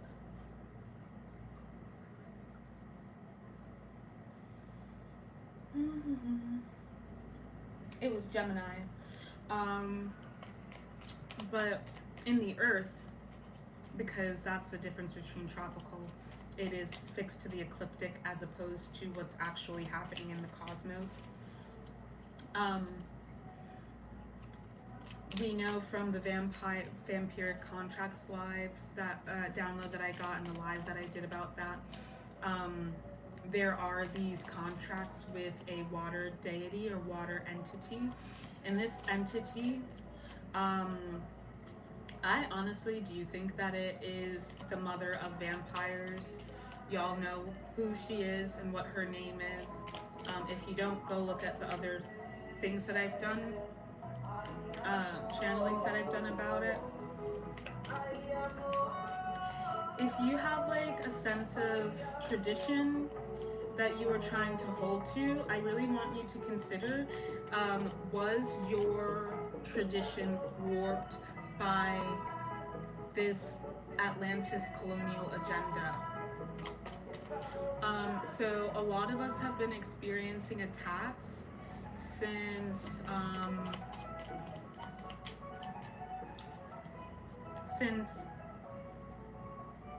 last week and the week before, and there was a lot of like baneful magic flying around. And what happened is these people who have acted against you in service of the adversary, they were coerced to do that again. This will resonate for who it resonates with. If it's not you, then you know it's not you. But it resonates with who it's meant to resonate with. And I would really encourage you to do what you have to do to reverse that baneful magic, to exercise those energies, and to get it out. But the best thing, the most important thing that you can do also is to make sure that your integrity is strong, so that the integrity of your field, your container, is strong, okay? You gotta be like copper. Copper purifies water, which is why a lot of people drink from copper vessels. It also is a very great conductor of electricity. You gotta be like copper. Your energy has to be so purified to the point that you're not, that these malevolent, dense vibrations cannot even stay. These shadows, these vampiric energies cannot even stay in your vessel, in your container. And you just keep, you know, conducting this electricity that's coming from on high, from the light realms, which has to do with the fact that the sun is in sidereal Gemini. So stop worrying and start getting to work, because the solution, the medicine is in the poison, okay? The solution will come to you when you really give yourself over to that. All right, some of you, you know that Spirit has been calling you to do something and you've just been avoiding doing whatever it is that Spirit has been calling you to do. Six of Swords, it's time for you. I'm hearing secrets are no fun unless shared with everyone. And a Four of Swords, there's so much swords and a lot of cups. It's almost all swords and cups, not a lot of wands. This is what I'm saying, family. You need to take action in the material world. You be the judge of character. You be discerning. You be the one to say, it's over. What are you doing? You're waiting for that person who's exploiting and taking advantage of you to say that it's over? It's not gonna happen. Because even if they do, I just watched this video about 𝗔𝗬𝗁 and how he was a really toxic, abusive partner to his partner who unalived herself. Trigger warning, excuse me. I really should have given a trigger warning before I started this, but I apologize. I'll raise my hand like this again when I'm done talking about it if you have to mute. He would break up with her and then get back together with her if he didn't want to deal with her humanity. Like, if he hurt her and she was upset about it, instead of resolving the conflict and being accountable, he'd just break up with her. And then when he finally, like, wanted companionship, then he would, like, call her back and be like, oh, I want to be with you. And he would do this over and over and over again. He gave her literal diseases. And she ended up unaliving herself because of all of the turmoil that she experienced in this relationship. So I'm done talking about the details of that now. This is the same thing. Like, if you don't say stop, they're gonna keep coming back. Everybody has a situationship or an ex who, you know, like, sometimes when I was younger, I used to think, oh yeah, this person's hitting me up again, they want me. No, they just couldn't find the person that they really want to be with. They couldn't find anyone else to hook up with, and they knew that I had low enough self-esteem to hook up with them again, even if they were not respectful towards me. At a certain point, you have to be like, no. You know what I mean? Like, at a certain point, you get to a place where you want more out of relationships. Maybe you can relate, maybe you can't, I don't know. But at a certain point, I'm almost 30 now, and yeah, at a certain point, having a clout relationship because the other person looks good or has a lot of clout, spiritual people are the ones who are most creative. Yes, of course, the sun, representative of the sun, because the devil can't create anything. The truth is not in the devil. They can't create anything. All they can do is steal. And everything that they make comes out warped and sick. And that's why they have to get some of the most, like, sacred vessels and imprison them in these contracts to be able to make things for them, because that's the only way that anyone would buy it.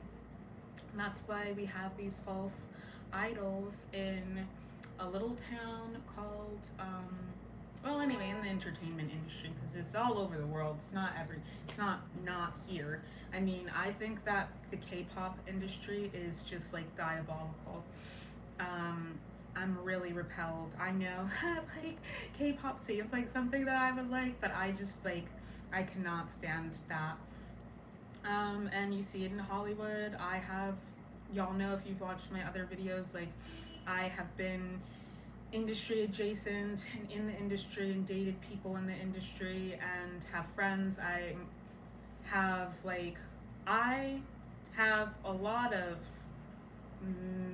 very wealthy people that I've been connected to, and I can tell you what, I know firsthand that this stuff is true.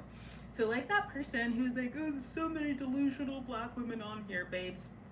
My grandfather was the president of a country and the Grand Freemason of the country. If anyone's delusional, it's you. Because I guarantee you that you do not have access to the same level of power that I have. And I'm out here putting my safety on the line to get this information out here. So that's why I don't care when people are like, oh, you're crazy, conspiracy theory. Babe, it's not a theory, it's a fact. You can't tell the difference between those two things. I'm more concerned about your sanity and your well-being than mine. Thank you very much. That all being said, though,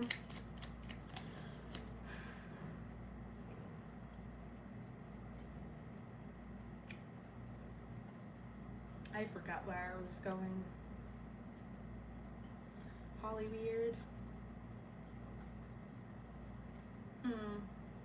Oh, vessels, the devil is a liar. Yes. They can't create anything without us, and that's why they have to try and trick us and get us trapped.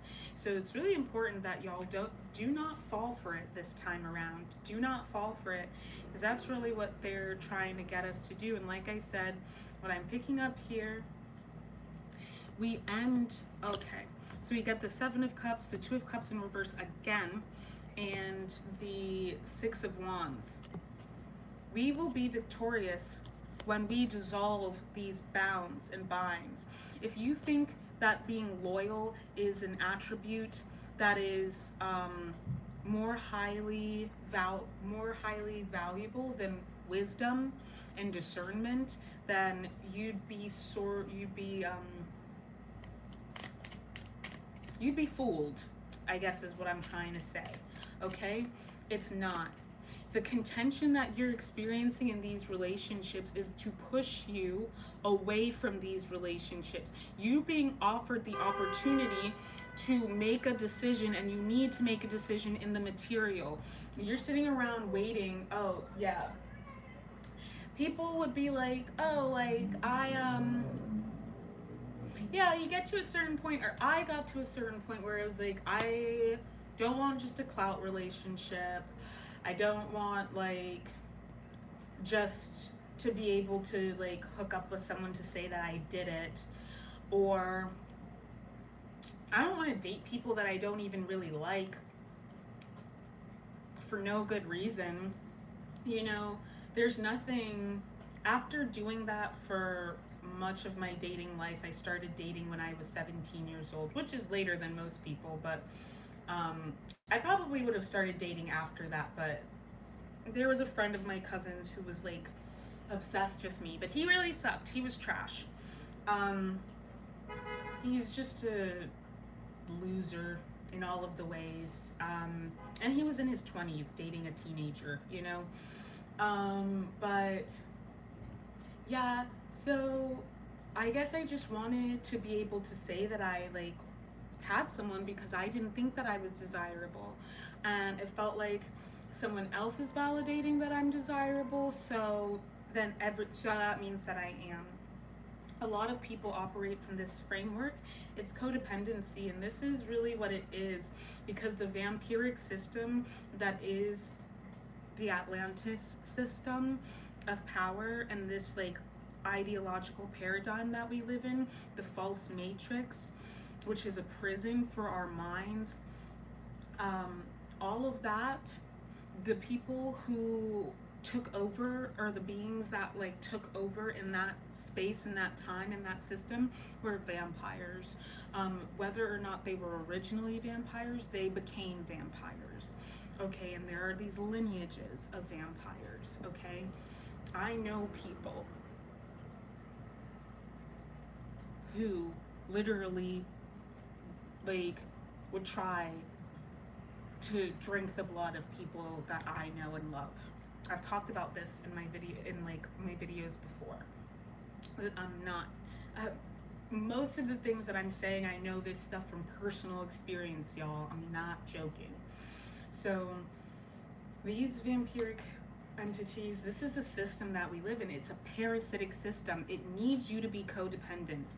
It does not want you to be self-sovereign, because if you're self-sovereign, then you will create interdependent relationships with other self-sovereign people.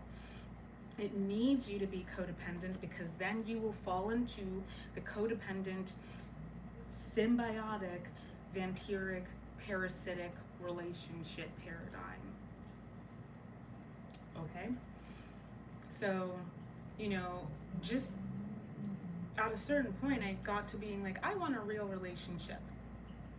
And I sat down and I thought about the standards that I had for a romantic partner, for friends, for my professional life, and I have to sit down and do that again. This is something that you might want to do this week.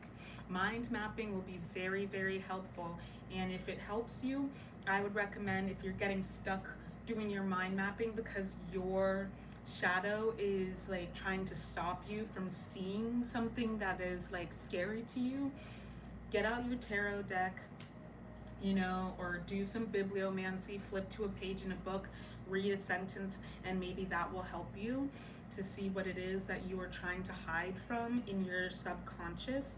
But this week was really powerful for shadow work, Jungian shadow work, okay? So you do the Jungian shadow work, and that's going to unlock the doors. That's going to open the gates so that you can walk to the other side. Hecate, okay?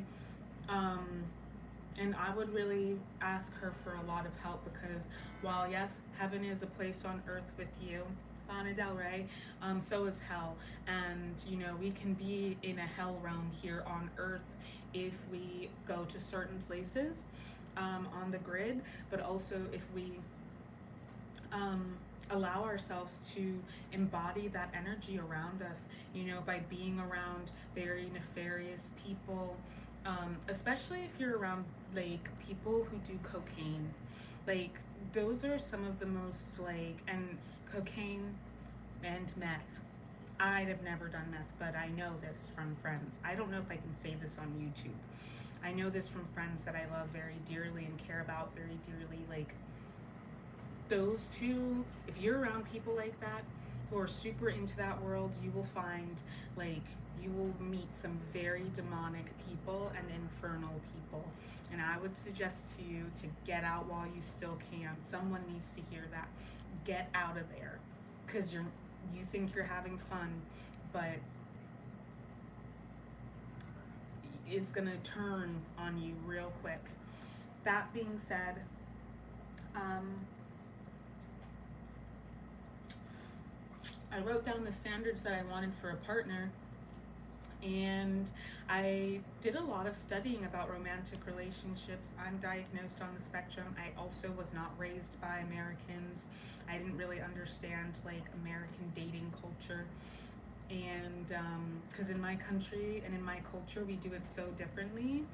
Holy spirits and you have unholy spirits. Got that right.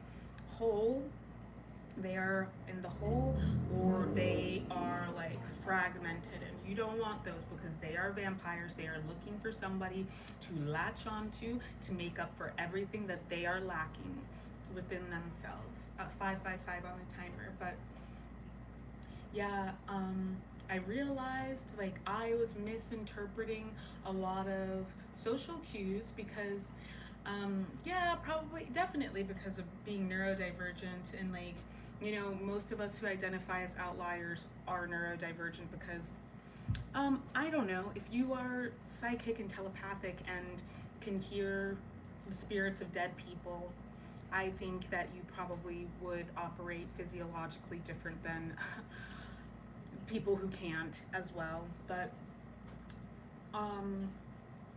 the way that we date in my culture is very different as well. Like this culture is way more misogynistic than like traditional African culture. Yes, I tell people, don't forget, we are living in the life of sin, exactly, and degradation and desecration. Strength in reverse, Queen of Swords. We gotta look at our past. You know, you gotta let. Okay. Let the train wrecks of the past, the tire fires of the past, light the way to the future. You went through all of those things, as I said at the beginning of the reading, you went through all of those things so that you would learn your lesson. All right? And now you know it. You need to be discerning. You need to say enough. You need to say no. Like I said, we need more fire and more earth on the board. Make a decision in real life instead of just sitting there and being like, I'm not going to talk to this person anymore because I could think that I'm being petty and da-da-da-da-da. First of all, grow up. Second of all, it's really just masking conflict avoidance. Most petty people are conflict avoidant. They're just emotionally immature. They don't know how to communicate their feelings, and so they are being petulant like a child because they haven't matured beyond children status. And for this reason, you know, given the opportunity to have a real down-to-earth conversation, a heart-to-heart conversation, they will always choose not to do that. Okay? They will never ever meet you on an equal playing field. Sometimes some of y'all I'm saying, so some of y'all, I've been this way too before, you know, will invest so much time and energy trying to hash it out with people who aren't capable of reciprocating that to us. Either they can't or they won't. But either way, it's not going to happen.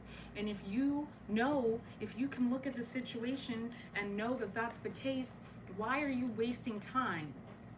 You feel me? You gotta stop. You gotta have self-respect and dignity, and you just gotta move forward, okay?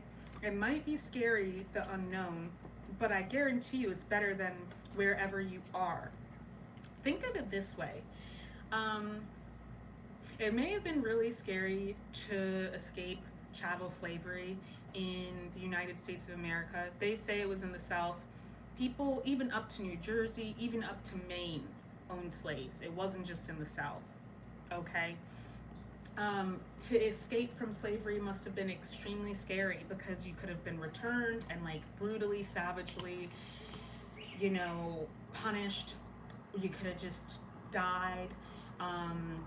Anything could have happened, but taking that chance was better for those people than staying in captivity. Understand that the beast system is a slavery system. That's why it existed. Like, these structures existed all over the world to different degrees. It looked different, and on a smaller scale, but this stuff existed all over the world. There was a point in time when it didn't, though. This system it requires slavery. Whether that's like exploitation of physical labor or emotional labor or mental slavery, okay? Because most people are wage slaves and they don't even know it. That's the proletariat, my friends. But all that to say, you have been through enough. I agree. I started this reading out by saying, like, if you feel like you've been going through it, I'm not going to sit here and gaslight you. You have been, and I feel that, and I'm sending you so much love, and I love you, and the Most High loves you, and I understand what that feels like, because heck, so am I. That's why we are family. That's why we are a soul family and a collective, you know what I mean? And that's why I'm the person to channel this message for you. You feel like you've been going through it? Yes, you have been. And also, you got to look back on what happened in the past. 111 on the clock, and then 11122, and then 11123. You got to look back on the clock, on the past, and let those tire fires let you know, like, light the way to the future. When you're sitting there setting your standards, what are you not willing to put up with? I know when I experienced this in the past, I hated it. I'm not putting up with that again. The thing that got me to the breaking point with that, a good past makes good future. Also, a bad past can make a good future. When I sat down and I wrote down the standards for what it means to be a friend to me,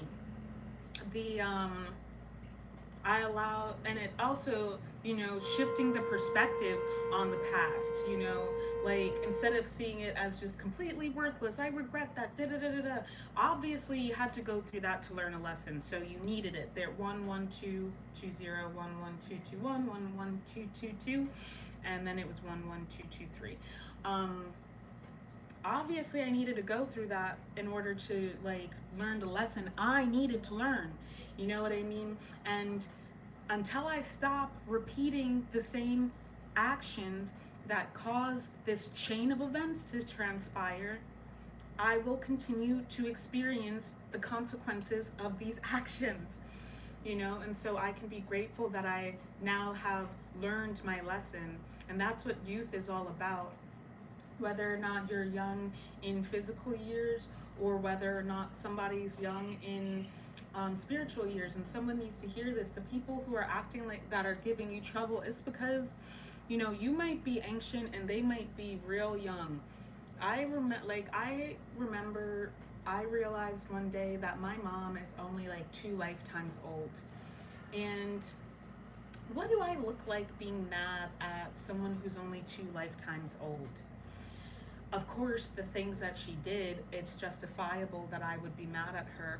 But spiritually, if I truly believe the spiritual insights that I have downloaded, then,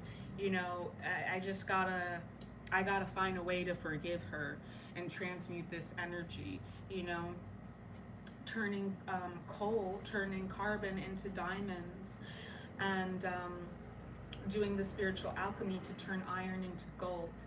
So I sat down and I looked at like what I absolutely do not want in a friend, what I absolutely need in a friend.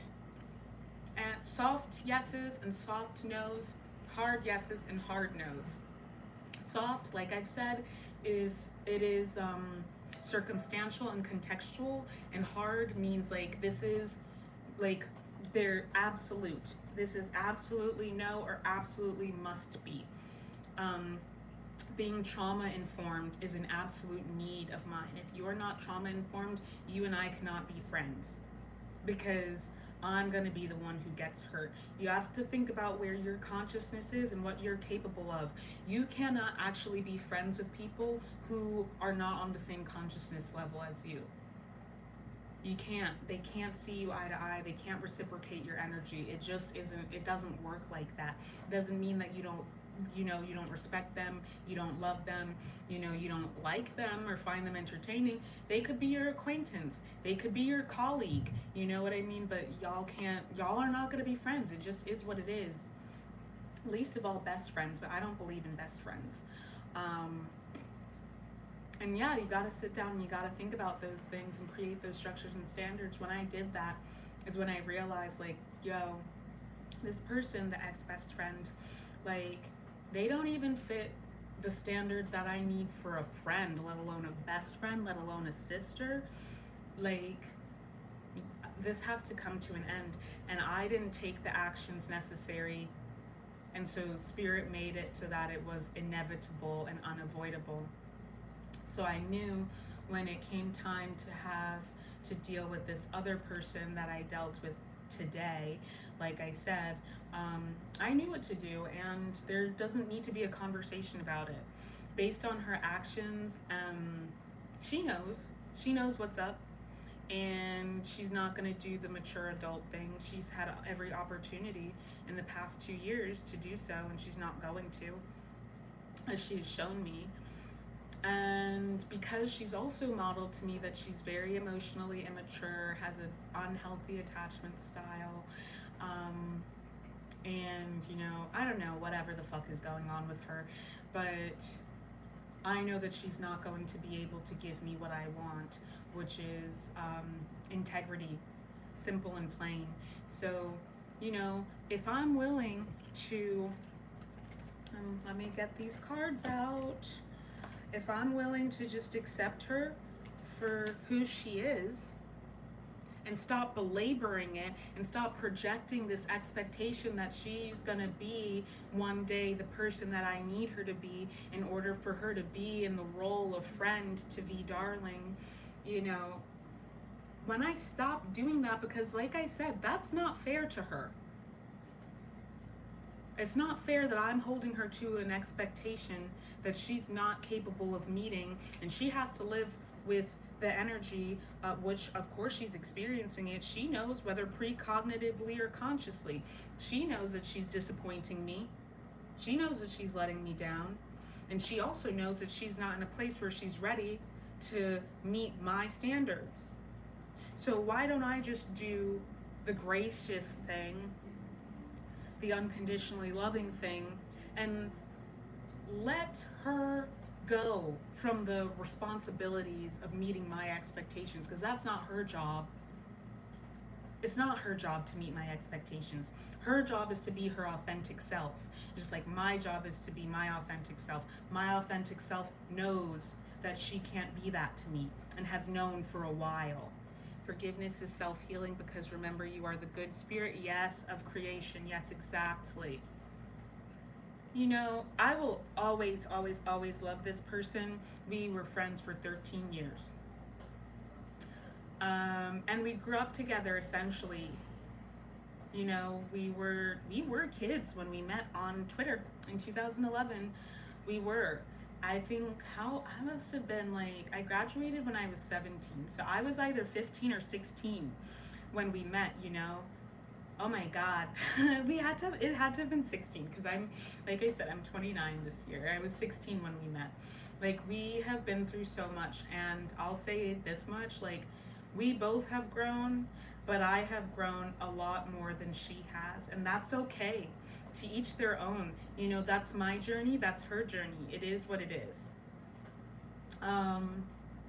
And if I can have the integrity and unconditional love enough to have grace and just be like, you know what? I see you, you got it. Do what you gotta do. You know what I mean? And let go with love, then that's what I gotta do. And that's the Christ consciousness coming through. Christ consciousness is not just sitting here and letting people fuck around. Because, you know, from the grimoire, we know that's not what the 𝗪𝗁𝘁 Yeshua did.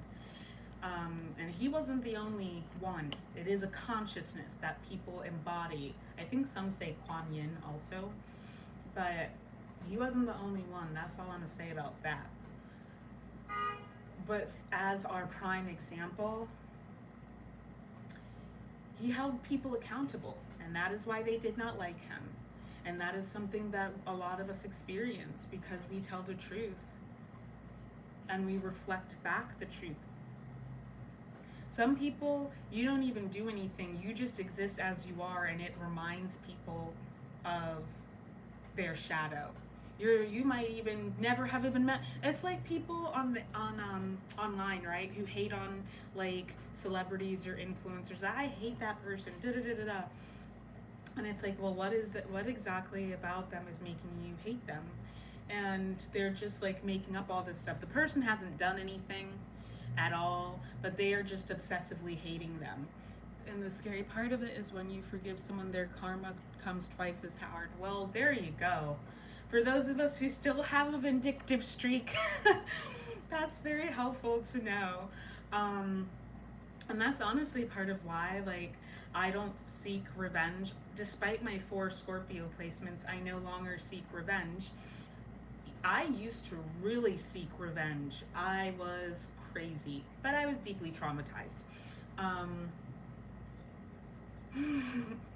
When I think about it,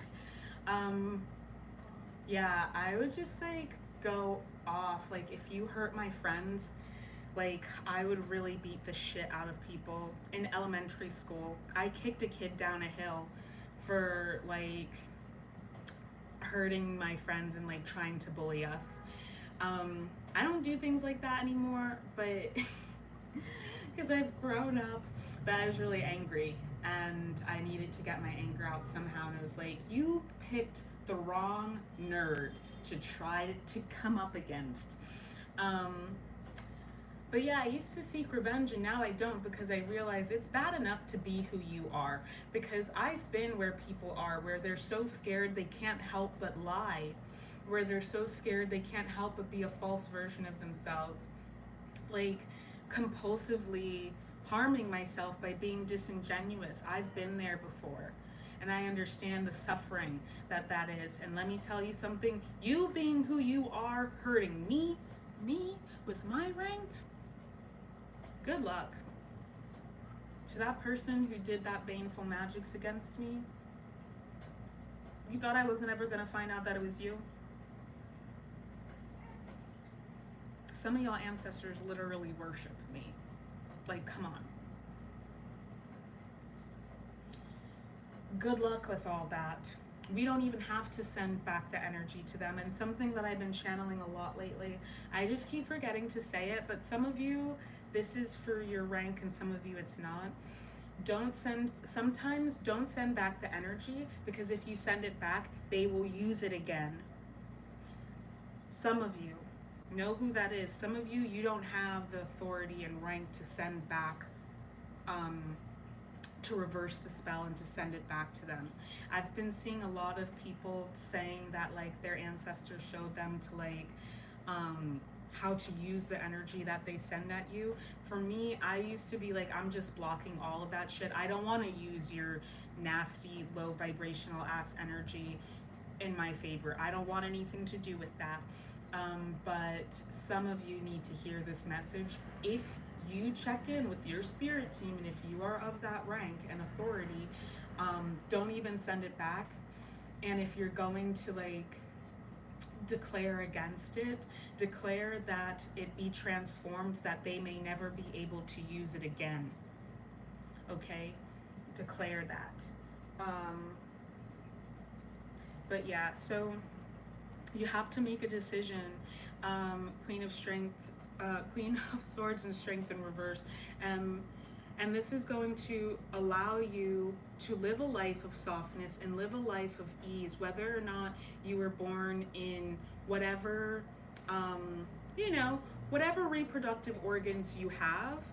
We all need to have a well-balanced yin channel and a well-balanced yang channel, well-balanced electro and a well-balanced magnetic, okay? It doesn't matter what gender you were assigned at birth, okay? We all need that, and that's why I said these veils of Hermeticism, these laws of Hermeticism are actually just veils to keep you trapped in binary thinking and binary opposition, so you will constantly be at war with yourself and not step into your sovereignty. We, each of us, need to learn how to have boundaries. That's the Queen of Swords. Have boundaries. Say, something, it shouldn't get to the point where you're fuming and you're foaming at the mouth and you want to go and key someone's car and bust their tires. I have been with someone to go and let someone's air out of their tires before. I'm telling you, when I was in high school, like my senior year of high school and like my late teens and early 20s, I was nuts because I was really repressed as a kid. I grew up as a church kid, but yeah, like I've been to do all that shit. When you get that stuff out of your system and you realize like it doesn't actually help you, it doesn't progress you, it doesn't get you to be where you want to be or to be the person that you want to be, you have to just be willing to say no more. Enough is enough. This doesn't work for me, and that's okay. I'm sure that you're the perfect partner for somebody else, but not for me, and I wish you the best on your journey instead of ghosting people. Another thing I've learned, remember, manifest comes from your inner feelings. Every time I had tears in my eyes praying to the Most High, the manifest happened immediately. Yes, you have to have the pure intention in your heart, and this is why I said, what cards was I looking at? What cards was I looking at when I said this? It's this. You have to understand the pure intention behind what it is you're trying to manifest. And I was saying, like, when I look at like the life that I want for myself now and the vision board that I have now, like it looks so different from how I used to look. But I'm gonna be real, like the way that I used to present, not only is it like very, very ASD coded, and also it was a trauma response. My entire personality was a trauma response. One, I was punk, but I'm also like super cute and also like still holding on to my inner child in a way that was unhealthy and trying to give them life and letting them run the show when I was a grown adult. And I had to go through a lot of healing and transmutation of my trauma and death processes and doing the shadow work to, let those parts of me finally be put to rest and laid to rest. And so, heck yeah, now that like my personality isn't ruled by what I went through against my own will, imagine that. Imagine your whole identity being based on stuff that you didn't even want to happen to you, like that you went through against your own will. That's not living sovereign, friends. So it looks very different, and even though some people might think that like, oh, like you switched up, like you're different now, because I've always been really punk. I live for rock and roll, almost any genre of rock and roll, and I'm a musician. I love all music, but specifically rock and roll and hip hop. I rap. You can check out my music on all streaming platforms. Vie Darling. But yeah, I don't feel like, you know, my therapist, when we first started working together, said, how can we get you to a point where you're not just using this energy of being hurt and like screaming out that you are hurt. Because during my intake, she was like, you've been through a lot. We're the same age, and like, you have been through a lot. And I was like, oh, thanks for saying that. You know, and through the work that I've been doing with her since 2021 or 2022, the work that I've done with my EFT clinician, the work that I do with my psychiatrist, which I very much encourage. I know a lot of spiritualists don't, but I do. The suffering that we experience in this paradigm is unnatural. So, you know, we might need like man-made synthetic, quote unquote, unnatural means to be able to help us to function. And don't let anyone shame you about that, okay? For me, I work with them, and I said I'm sober, I'm in recovery, and I constantly am doing this work every single day to be able to heal, and it's really paying off. People who know me, like, are just like, V, like, you look so different. And honestly, I don't really see it as much because I'm with myself every day, and they're not the ones who see me, like, you know, going through my breakdowns, crying for hours about relationships that I've lost, and like going through these, you know, ups and downs of grief. They don't see that stuff, but they know how different I am, because like, I don't have to dress flashy to get attention, because that part of me that didn't get the attention I needed as a child, that part of me who is wearing spiky shoes that are 4-inch platforms and all black, and like, you know, dressed so punk, I don't need to do that, and I don't need to wear my battle gear, if you will, to keep myself safe, because I don't need to keep myself safe like that anymore. Those parts of me have been put to rest because I did the work to show up for them, you know what I mean? And when I first started this work, my inner child was so afraid to communicate with me. They were hiding from me.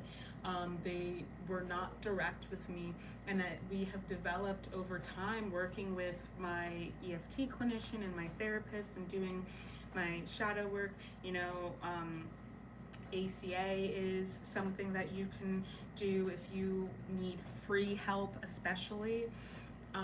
But yeah, I did a lot of that work, and I only have deep, intimate bonds with people who can see that and like support that. If you can't see and support that, I no longer hold you to a standard that you will be able to do that for me, but I also no longer give that freely to people that I identify cannot give it to me, at least not outside of session. You know, you can book an oracle healing session with me, you can book self-sovereignty advising and cosmic wellness coaching with me, and we can do that stuff in session. But, you know, to have an intimate connection with me, you have to be able to reciprocate, and if you can't do that, then God bless, you know? And so, yeah, I've thought long and hard about it, and when I really do the writing about it and I let my heart speak, it really is me coming back to myself, because like I said before, all of that was masking. All of those layers and layers. Like, just think about it, you know, if you are punk, or if you're goth, or if you're metal, like, think about how much, particularly with goth, and also like if you're emo, like I'm a baby millennial, Gen Zillennial is what I refer to like people my age as, but my older siblings are, as I said, very much older than me, closer to Gen X. So I grew up very heavily entrenched, more so in like that kind of culture. 10 of Swords. I grew up more so in that kind of culture, whereas a lot of people my age who didn't have older siblings are like, I can't even relate to them because they're very much in Gen Z culture, and I just didn't have that exposure. Because you know how older siblings are. They get to control the radio and the TV. So I grew up watching MTV, and I actually never liked Disney Channel to begin with, but I grew up watching MTV for that reason. And I say that all to say, like, oh, I actually forgot why I said that. Hold on, it'll come back to me. Let me pick that thread back up. Oh, okay, so that I think plays a big role into like what I was into, but one, there's just something about like the guitars in rock music that does something for me in terms of like my sensory stuff as a neurodivergent person, but two, goth and emo, like being seen. I was a scene kid, and like as much as I could be growing up in a traditional African family, but I was that was like very my space. And like you do the big teased up hair and you have colors in your hair, been spiritually coded since a little kid. Same Z's. I've talked about this before, but you know, traditional goth makeup is like, I mean, it is war paint for sure. Wearing so much like black eyeliner, and like, you know how much money you spend being on makeup when you are like alternative. And I got to a point where it's like, I'm unmasking, I'm sober, so I'm not anesthetized. Like, I'm so sorry, but I cannot walk around New York City in these giant shoes that are uncomfortable. I don't know how I did it before when I was 19 years old, but I cannot do this. Like, I weigh more than I used to, which means I have more junk in the trunk than I used to. I can't just be, and like, yeah, I don't want the attention that I used to crave, which was a trauma response as well. So I'm not dressing the same way that I used to when I was 10 pounds underweight and 22 years old. You know what I mean? Like, it's about growing up and allowing myself to evolve, and no longer hanging on to this old identity that's not serving me anymore. And I'm not shaming that version of myself because they're fucking awesome. I love them to bits. But I will say, like, it's time for them to be laid to rest. They want to be laid to rest. And when I think of it truly, and that's the thing about like alternative subcultures, to be like kawaii coded, that's why I said it's very ASD coded, like to dress like fairy kai or gothic Lolita and things like this, it's expensive, it's frankly uncomfortable, and it's just like, I don't need to signal anything to anyone. I'm not queer signaling anymore. I'm not like putting an APB out for the people who are like me to find me. Why? Because I can read energy enough to know who is for me and who is not. I'm immediately attracted to them. They have their heart light on, and they have the light on, they're glowing. There's just something about them, and we're just gravitating towards one another. It's like when I met one of my childhood best friends in 6th grade at Outdoor Ed, which is a trip that we used to go on in 6th grade in my county.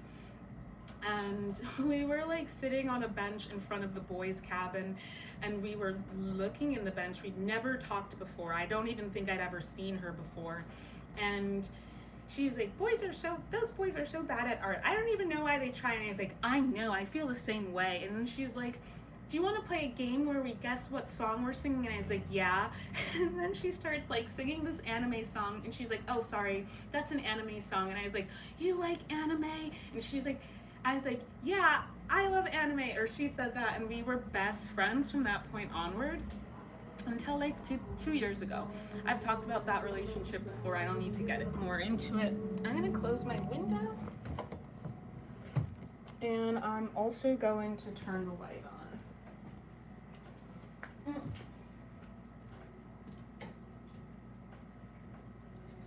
Anyway, we're gonna start wrapping up. But I really am grateful to everybody who's tuned in. I had such terrible energy on me earlier today, and I really needed to like do some divination and tap in with the light realms and like tap in with the divine Holy Spirit and just be able to like my angels, ancestors, gods, and great gods, guides, angels, and ancestors, and just like get lifted up out of the doldrums. And if y'all also could relate to that, I'm grateful that we could do that together. If you're watching after I record this, I hope that this was helpful for you to keep you company, because sometimes I will just listen to readers talk for hours and hours to keep me company, because a lot of the time, like you said, like we don't have those kinds of people around us. And you know, this is the way that we find our community as we ease into the age of Aquarius, and it feels like it's taking forever for us to finally like come into union, but we just got to keep trudging along. But anyway, so then my college best friend, same thing, I was sitting in orientation, and I for some reason got put in the international students orientation, and I turned around and she was there, and I was like, oh my god, do you watch Girls? And she was like, yeah. And I was like, you look like Jessa from Girls. And she was like, oh my god. And we were just best friends from that moment forward, for many years. And that's how it just was, you know. And those were the relationships that meant everything to me. And whether or not I'm still in relation to those people, it doesn't matter, because like they were crucial in like my forming of identity. And as I say this, like they were a reflection of me at that time, and as I grew and evolved, perhaps they didn't grow and evolve alongside me at the same rate. Sometimes we quantum leap while they're still, you know, climbing along, and that's okay. It's not it doesn't mean that we're better or they're worse, or they're worse and or they're better and we're worse. It just is what it is. And if you love something, you will let it go so that it can be the best version of itself. And we won't try to project onto them, you need to be this, you need to be that, because I understand, like, I may be, you know, I may have the ranking that I have, but that doesn't mean that I'm God, and I don't get to decide what is best for anyone else, because frankly, I barely even know what's best for me most of the time. And if I'm not tapping in with my higher power, I definitely don't know what's best for me, okay? So I say this to say, like, I don't have to, and please take this and apply it as it applies to you. If it resonates, you know, I hope it does. If it doesn't, don't force it to. But I don't have to dress flashy. I don't have to like code myself so that, oh my god, people know that I also like Bauhaus, and oh my god, people know that I also listen to Wu-Tang Clan every Wednesday, which I did used to listen to Wu-Tang Clan every Wednesday. Like, people, especially now, like, definitely, I think, look at me and do not expect me to be into the things that I've been into. And who cares? I don't care. You know what I mean? Like, I don't need to fit anybody else's expectations, just like nobody needs to fit mine. I know who I am, and I also we don't need to like the same music to know if we're soul family. I don't know, I'm not so interested in the pop music of these days. It doesn't entice me really, but if I have friends who absolutely love it, and that's my family, you know, like they have held it down for me through so much heartache and heartbreak, and, you know, breaking down, burning down like a phoenix, and like reforming and being rebirthed. You know, they've held it down for me regardless of the fact that like they like some music that I don't like, or I like some books that they don't like. I saw a meme that was like, you're supposed to be at the club, me, something about like you can't say perchance at the club or something like that, and I'm like, yes, exactly. So all of this is just to say, like, we are in the world, we are not of the world. You might look different from me, you might talk different from me, you might like different stuff than I like, you may have a different background, you know, or culture than myself, but what really counts is what's on the inside. is your heart light turned on?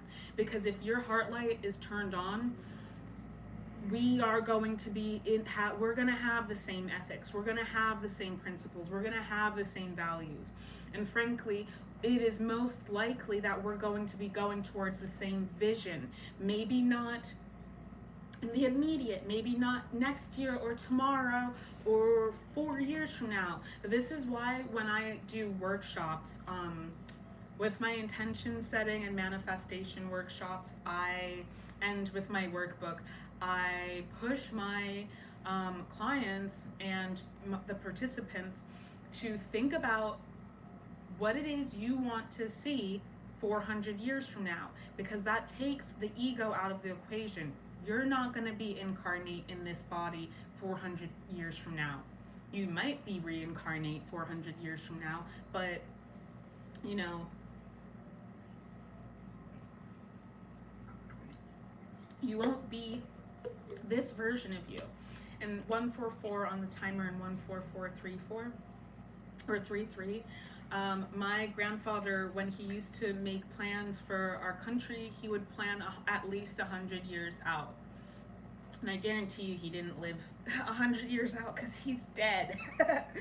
But and that's something that he learned in those societies that he was in, and I assume from his political mentors as well, because they were planning at least 400 years out. And if they're planning 400 years out, we need to also be. We need to meet them on the same playing field.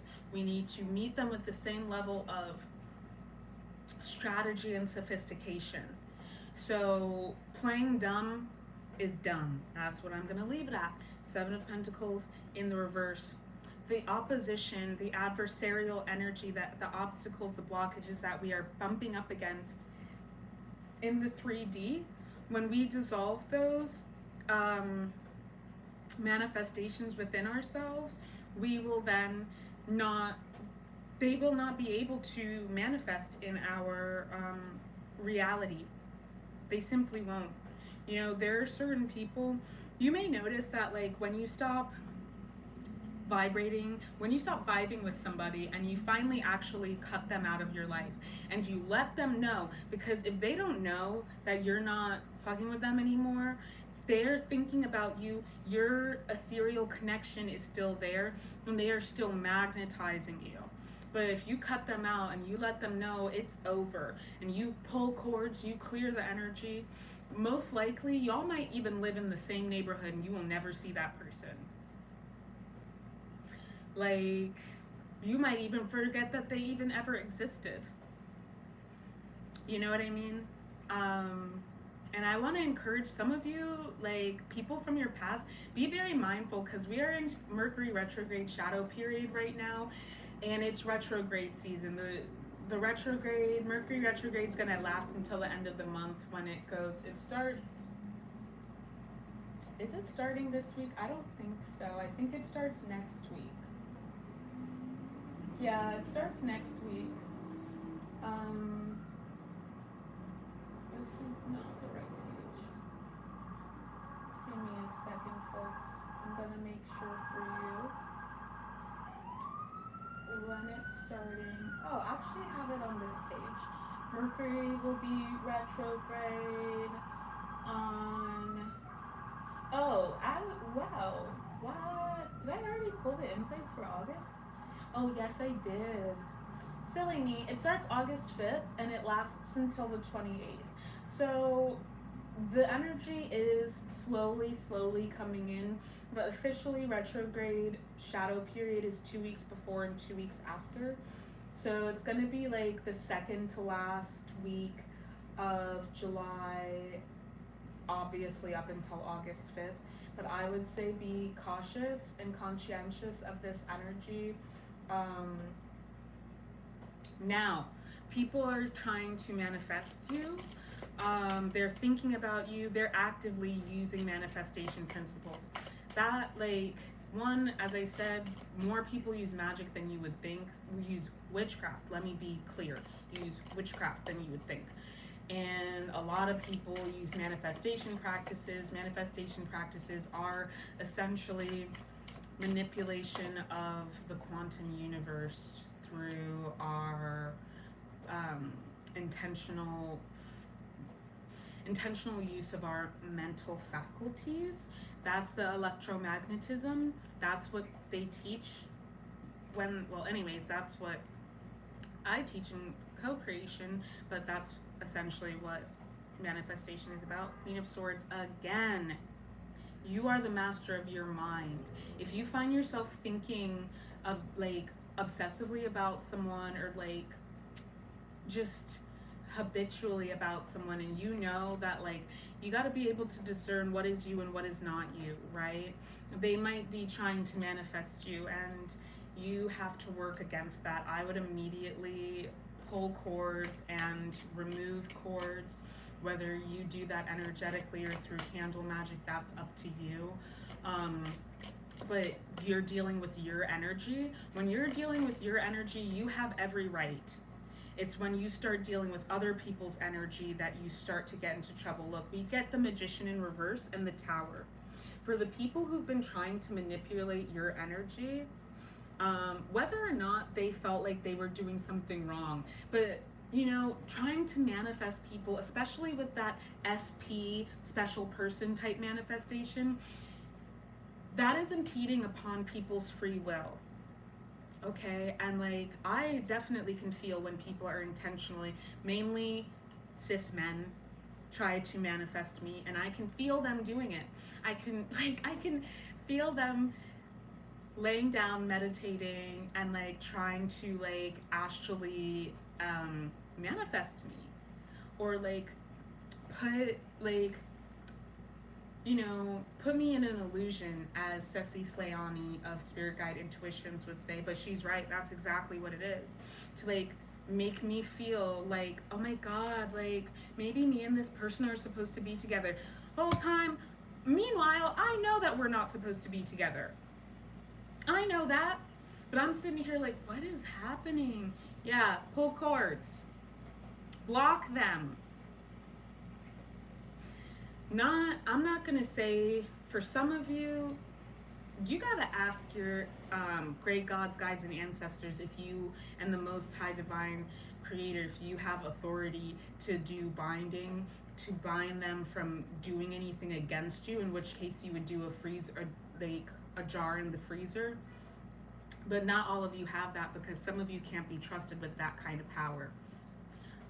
I hope that, I don't think anyone in my collective, I like to hope that we are, more responsible than that. But, if people they can't keep your name out their mouth, binding their tongue, you might have to. And sometimes it's as simple as if you have authority anyway, you can say any tongue that rises against me, let their words turn to ash in their mouths. So it's not going anywhere, and let their tongues be bound.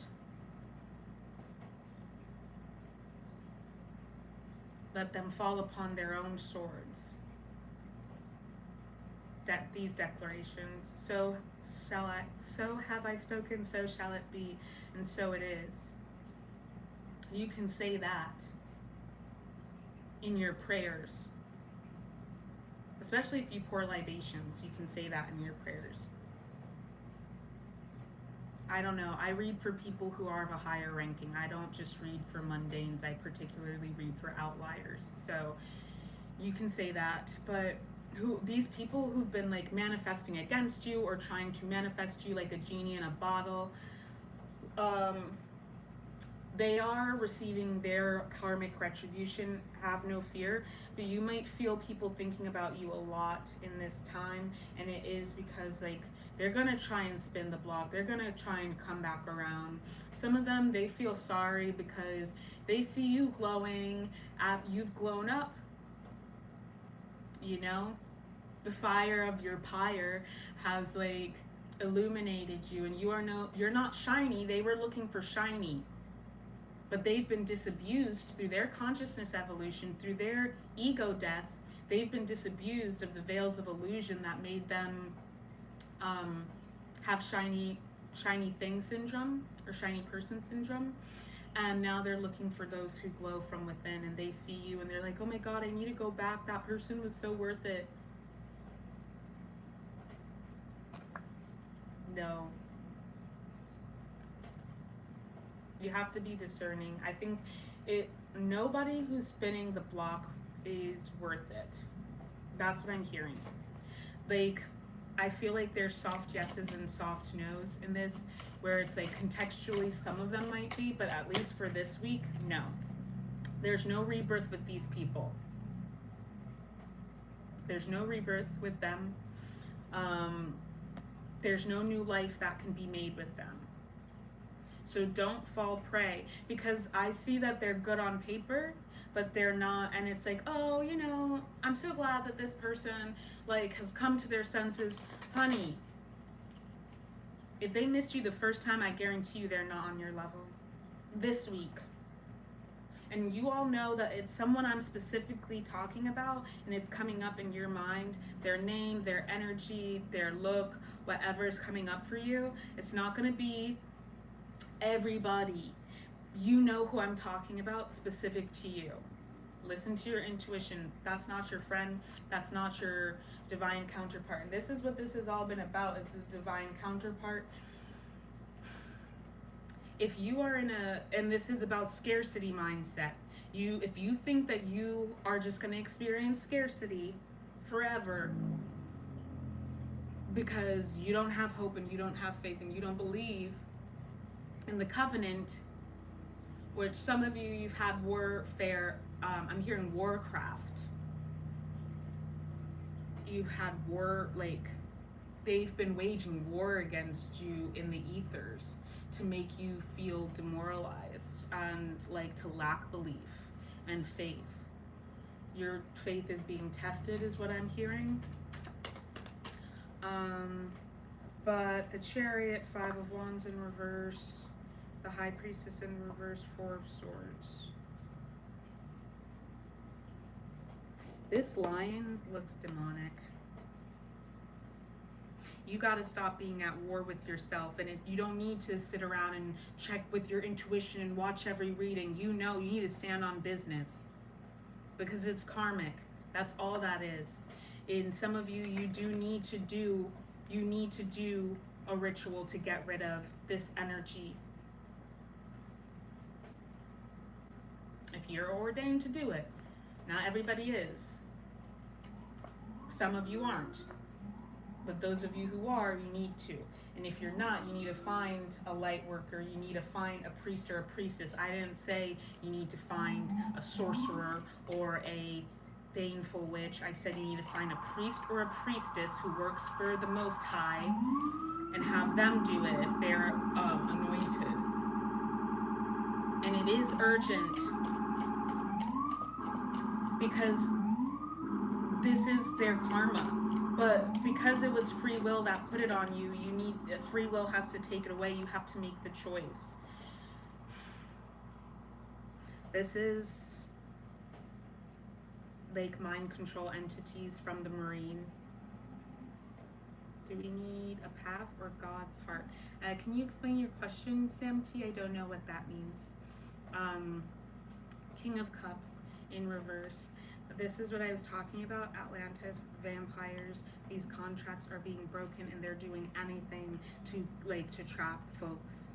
So you really need to, as my teacher Paulvin says, know yourself, know your anointing, know your ranking, and you do what you're meant to do at your level. And honor that. Be grateful for that, because you are fulfilling a very important need. This is just so evil, this energy. Can we call to God's directly in hearts in terms of building our relationship in that manner? To God's heart directly? Yes, of course, your heart is connected to versus the physical or spiritual process. Yes, but it's important to remember that whatever the response is, for me, because I am of a lineage, of a bloodline, that this is what we do. We are medicine people. Like I said, there are medicine people and priestesses and priests, and then there are, we call it like sacred magics, medicine, and evil magic, witchcraft in my culture. So you might be praying for God's help with removing these things, and being called to either remove it yourself or have someone else remove it. And yeah, that's just important to understand. For me, for a period, I was only called to do energy work. I wasn't called to do any magic. I'm an ethereal being, I'm a magical being, so that's just, magic is, everything I do is magic. But then when it came time that I had phased out of that phase of my development and that stage of my development, I kept being encouraged to do like ritual magic myself. And I don't ever stand for doing magic against others. As I said, when you're doing magics for yourself, that's for you, that's your free will, it's only affecting you. But if you are impeding on others' free will, that's a problem. So, be clear with your higher power, be clear with your spirit, what they're calling you to do. There are times and there are situations where energy work is enough. There are times and situations where what you need to do is ask for help. And that's all you need to do. You just need to pray and ask for help and open up to receiving. But it's specific to every individual situation. But right now, what we've been talking about and what has been being picked up, and because the sun's going down, we're gonna wrap this up. Is that there is like actual,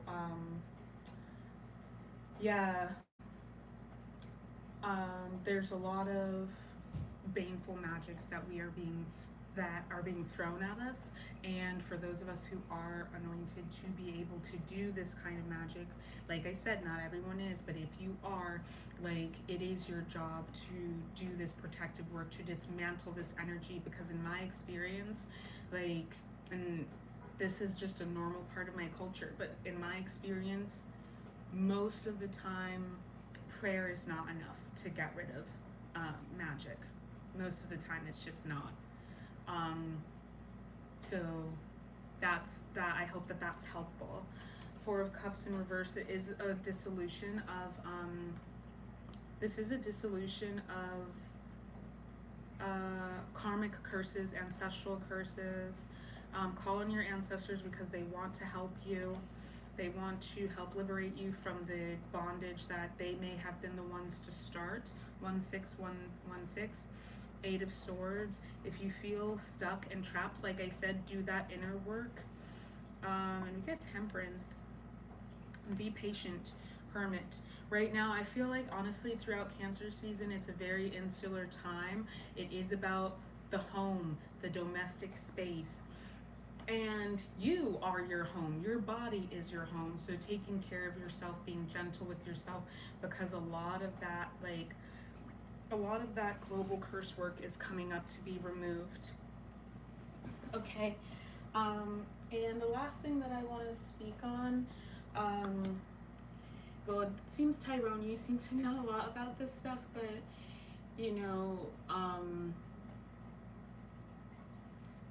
don't think that just because everything is your fault that's happening in your life. It's actually not. A lot of it is because of the global curses, the paradigm that we were born into. And like I said, the fourth, I don't know why it is so, but the veil is super, super thin to the infernal realms on the fourth. And for whatever reason, on both ends, for a period before and after that, it seems to be some sort of a week or 2 weeks before and after the fourth, there just was so much curse work and shadow energy. And I do feel that some of you, I got this download earlier today, as the people who stood against you, who threw initial magics at you, witchcraft at you, all of this stuff, they were convinced to do it again. And some of them for nothing except jealousy, and just wanting to see you fail. You know what I mean?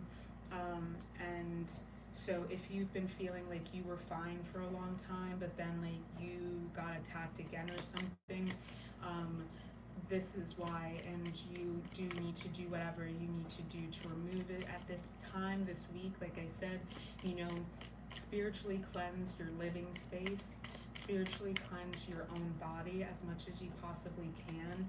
If you are somebody who does magic, you know, remove the curses that are upon you. Remove any kind of baneful negative energy that anyone has sent your way, and reset your protections this week is what I'm hearing, which makes sense because it's the new moon in Cancer. Two of Pentacles in reverse. They really do not want like us to get free. So try and stay as high vibe as possible. For me, that right now means like not going on Instagram, frankly. All of my friends are abolitionists and radicals, and we do mutual aid and like, you know,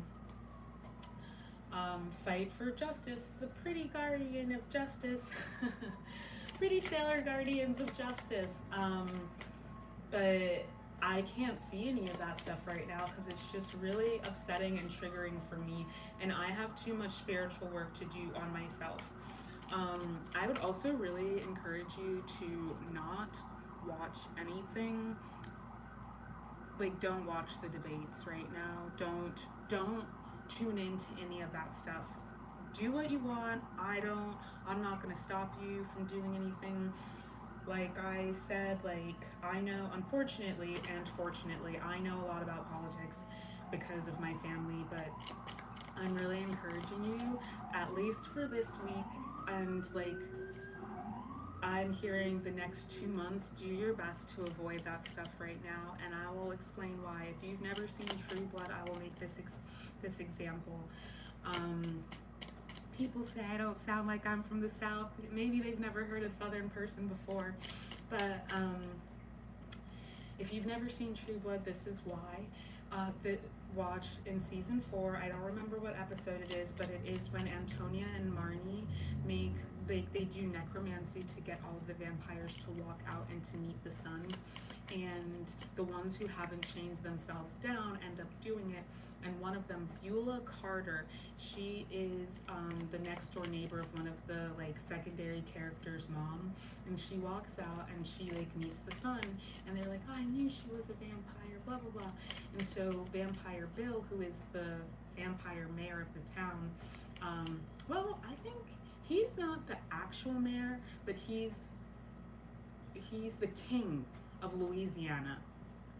In the context of the show, you will understand. Go look it up on True Blood Wiki or whatever, but this is how my spirits communicate a lot to me. And also, if you identify like as an ethereal being, if you identify at all with being like Fae, she, Elven, anything like that, you need to watch True Blood.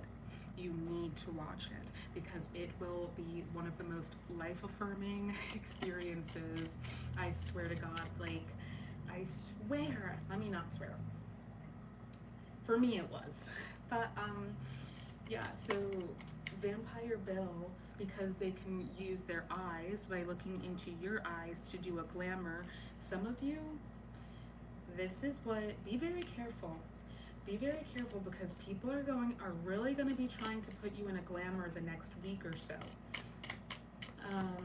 But yeah, and manifest you and like mind control tricks. Like, seriously, this is why like these manifestation practices, like spell work, all this stuff on witch talk, all of this stuff, from the moment all of that stuff started, when it started becoming popular, I knew that this was going to be bad news bears, and it has been bad news bears AF, because people do not have reverence or respect for this stuff, and they just do things willy-nilly, and now we have a crisis on our hands. But anyway, Vampire Bill goes on the local news cameras. He glamours the news anchor to let him go on the news camera, and they're like, yeah, get a really close-up tight shot of his face and like make sure you get his eyes in it. And then everybody who watched the local news, nobody remembered Beulah Carter going outside and catching fire, or any of the other folks going outside and catching fire. And then they do the same thing a couple episodes later, after the Festival of Tolerance goes completely awry. New energy is coming in, but you need to stay in your power and not allow yourself to get caught up in the illusions in the 3D, okay? Hold on to your power, but do let go. There are things that you need to let go of. It's the thing that hurts is the thing you need to let go of. But like I said, so just, bear that in mind for the next 2 months in terms of tuning into political stuff. One of my friends told me about a prophetic dream that they had, and I would just really encourage you, don't look at that stuff. Don't look at it, okay? Specifically having to do with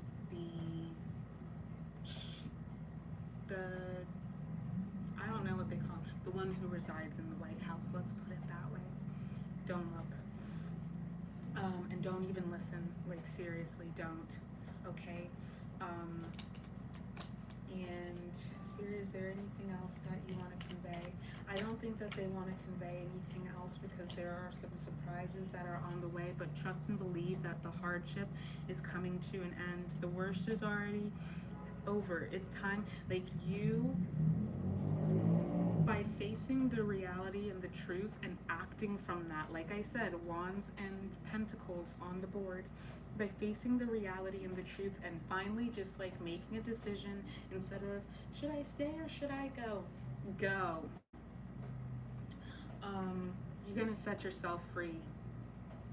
And who was I just talking about?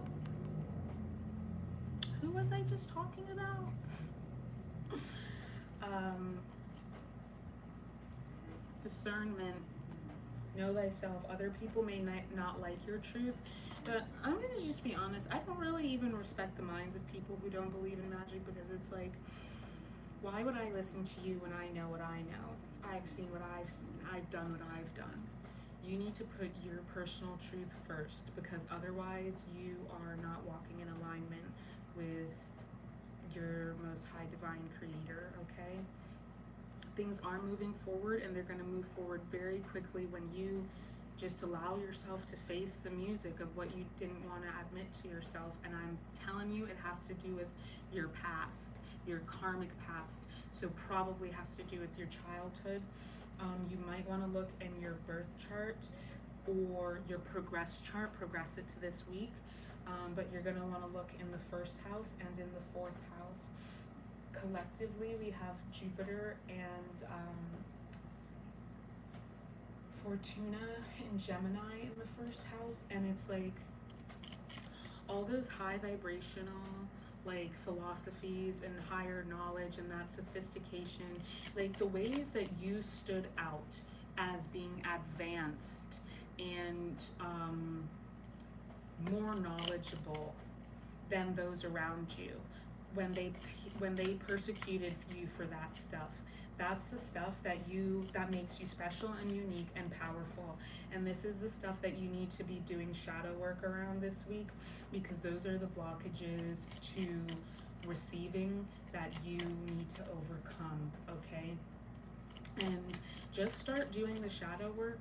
This is simple as journaling. It doesn't have to be, all of this big stuff, doing rituals or sitting down and doing tons of energy work and meditating for hours. And sometimes you just need to sit down and journal, and really tap into yourself and let yourself feel your feelings.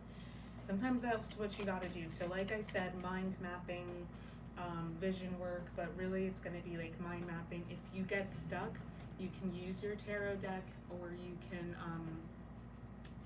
and there are apps. If you don't have a tarot deck, the what is it called, 𝗪𝗵𝘀𝗀 app can help with in that regard.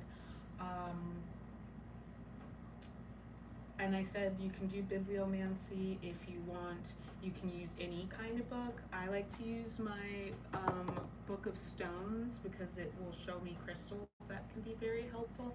But you can use your Quran. You can use your Bible. You can use the Torah. You can use the Talmud.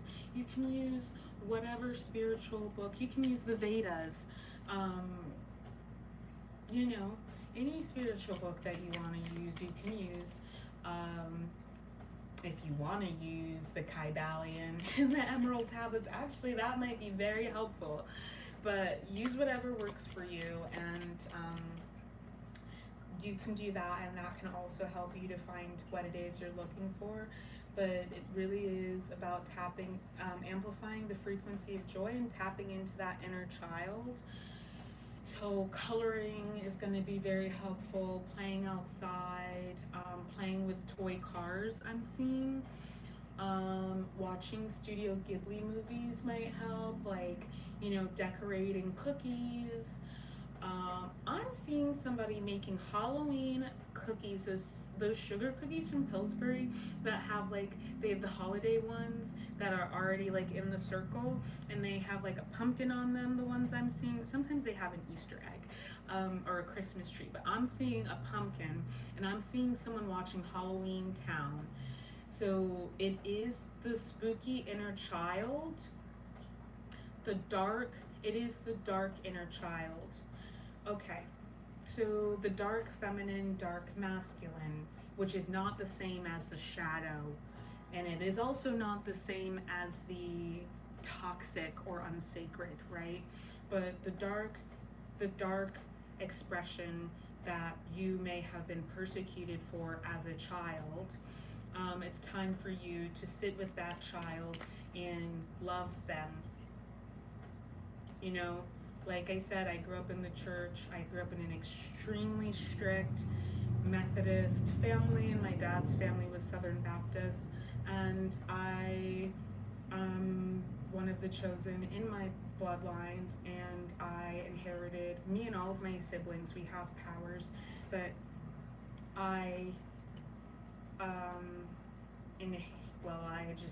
I'm higher ranked than them, and I have more powers than them. I couldn't hide, and I was definitely persecuted, and I was definitely violently indoctrinated, is what I would say, into masking, and the parts of me that I masked and I covered up and I hid because of shame, those are the parts that need my love and attention. And so for a long time, I really identified with Wednesday Addams, so much so that I dressed up as her many years for Halloween, and I literally have a Halloween album called Young Wavy Wednesday, or it's an EP. It's on all streaming platforms if you want to hear it. And as I went through the process of healing my trauma, I no longer really identify with Wednesday as much as I identify with 𝗪ṛिśα. It's time to grow up, okay? I know that whatever happened to you hurt, but we have to just, you know, for your sake, not for anyone else's sake, for your sake, for that part of you, they want to be let go. They want to pass on. They want to be laid to rest. And that's what you need to give them the opportunity to do. So if you don't know about inner child work, you can easily Google it, talk to your therapist about it. You know, like, there's a lot of stuff on Pinterest. Like I said, you might want to try going to adult children of alcoholics and dysfunctional families, 12-step recovery. But yeah, you don't have to do this alone.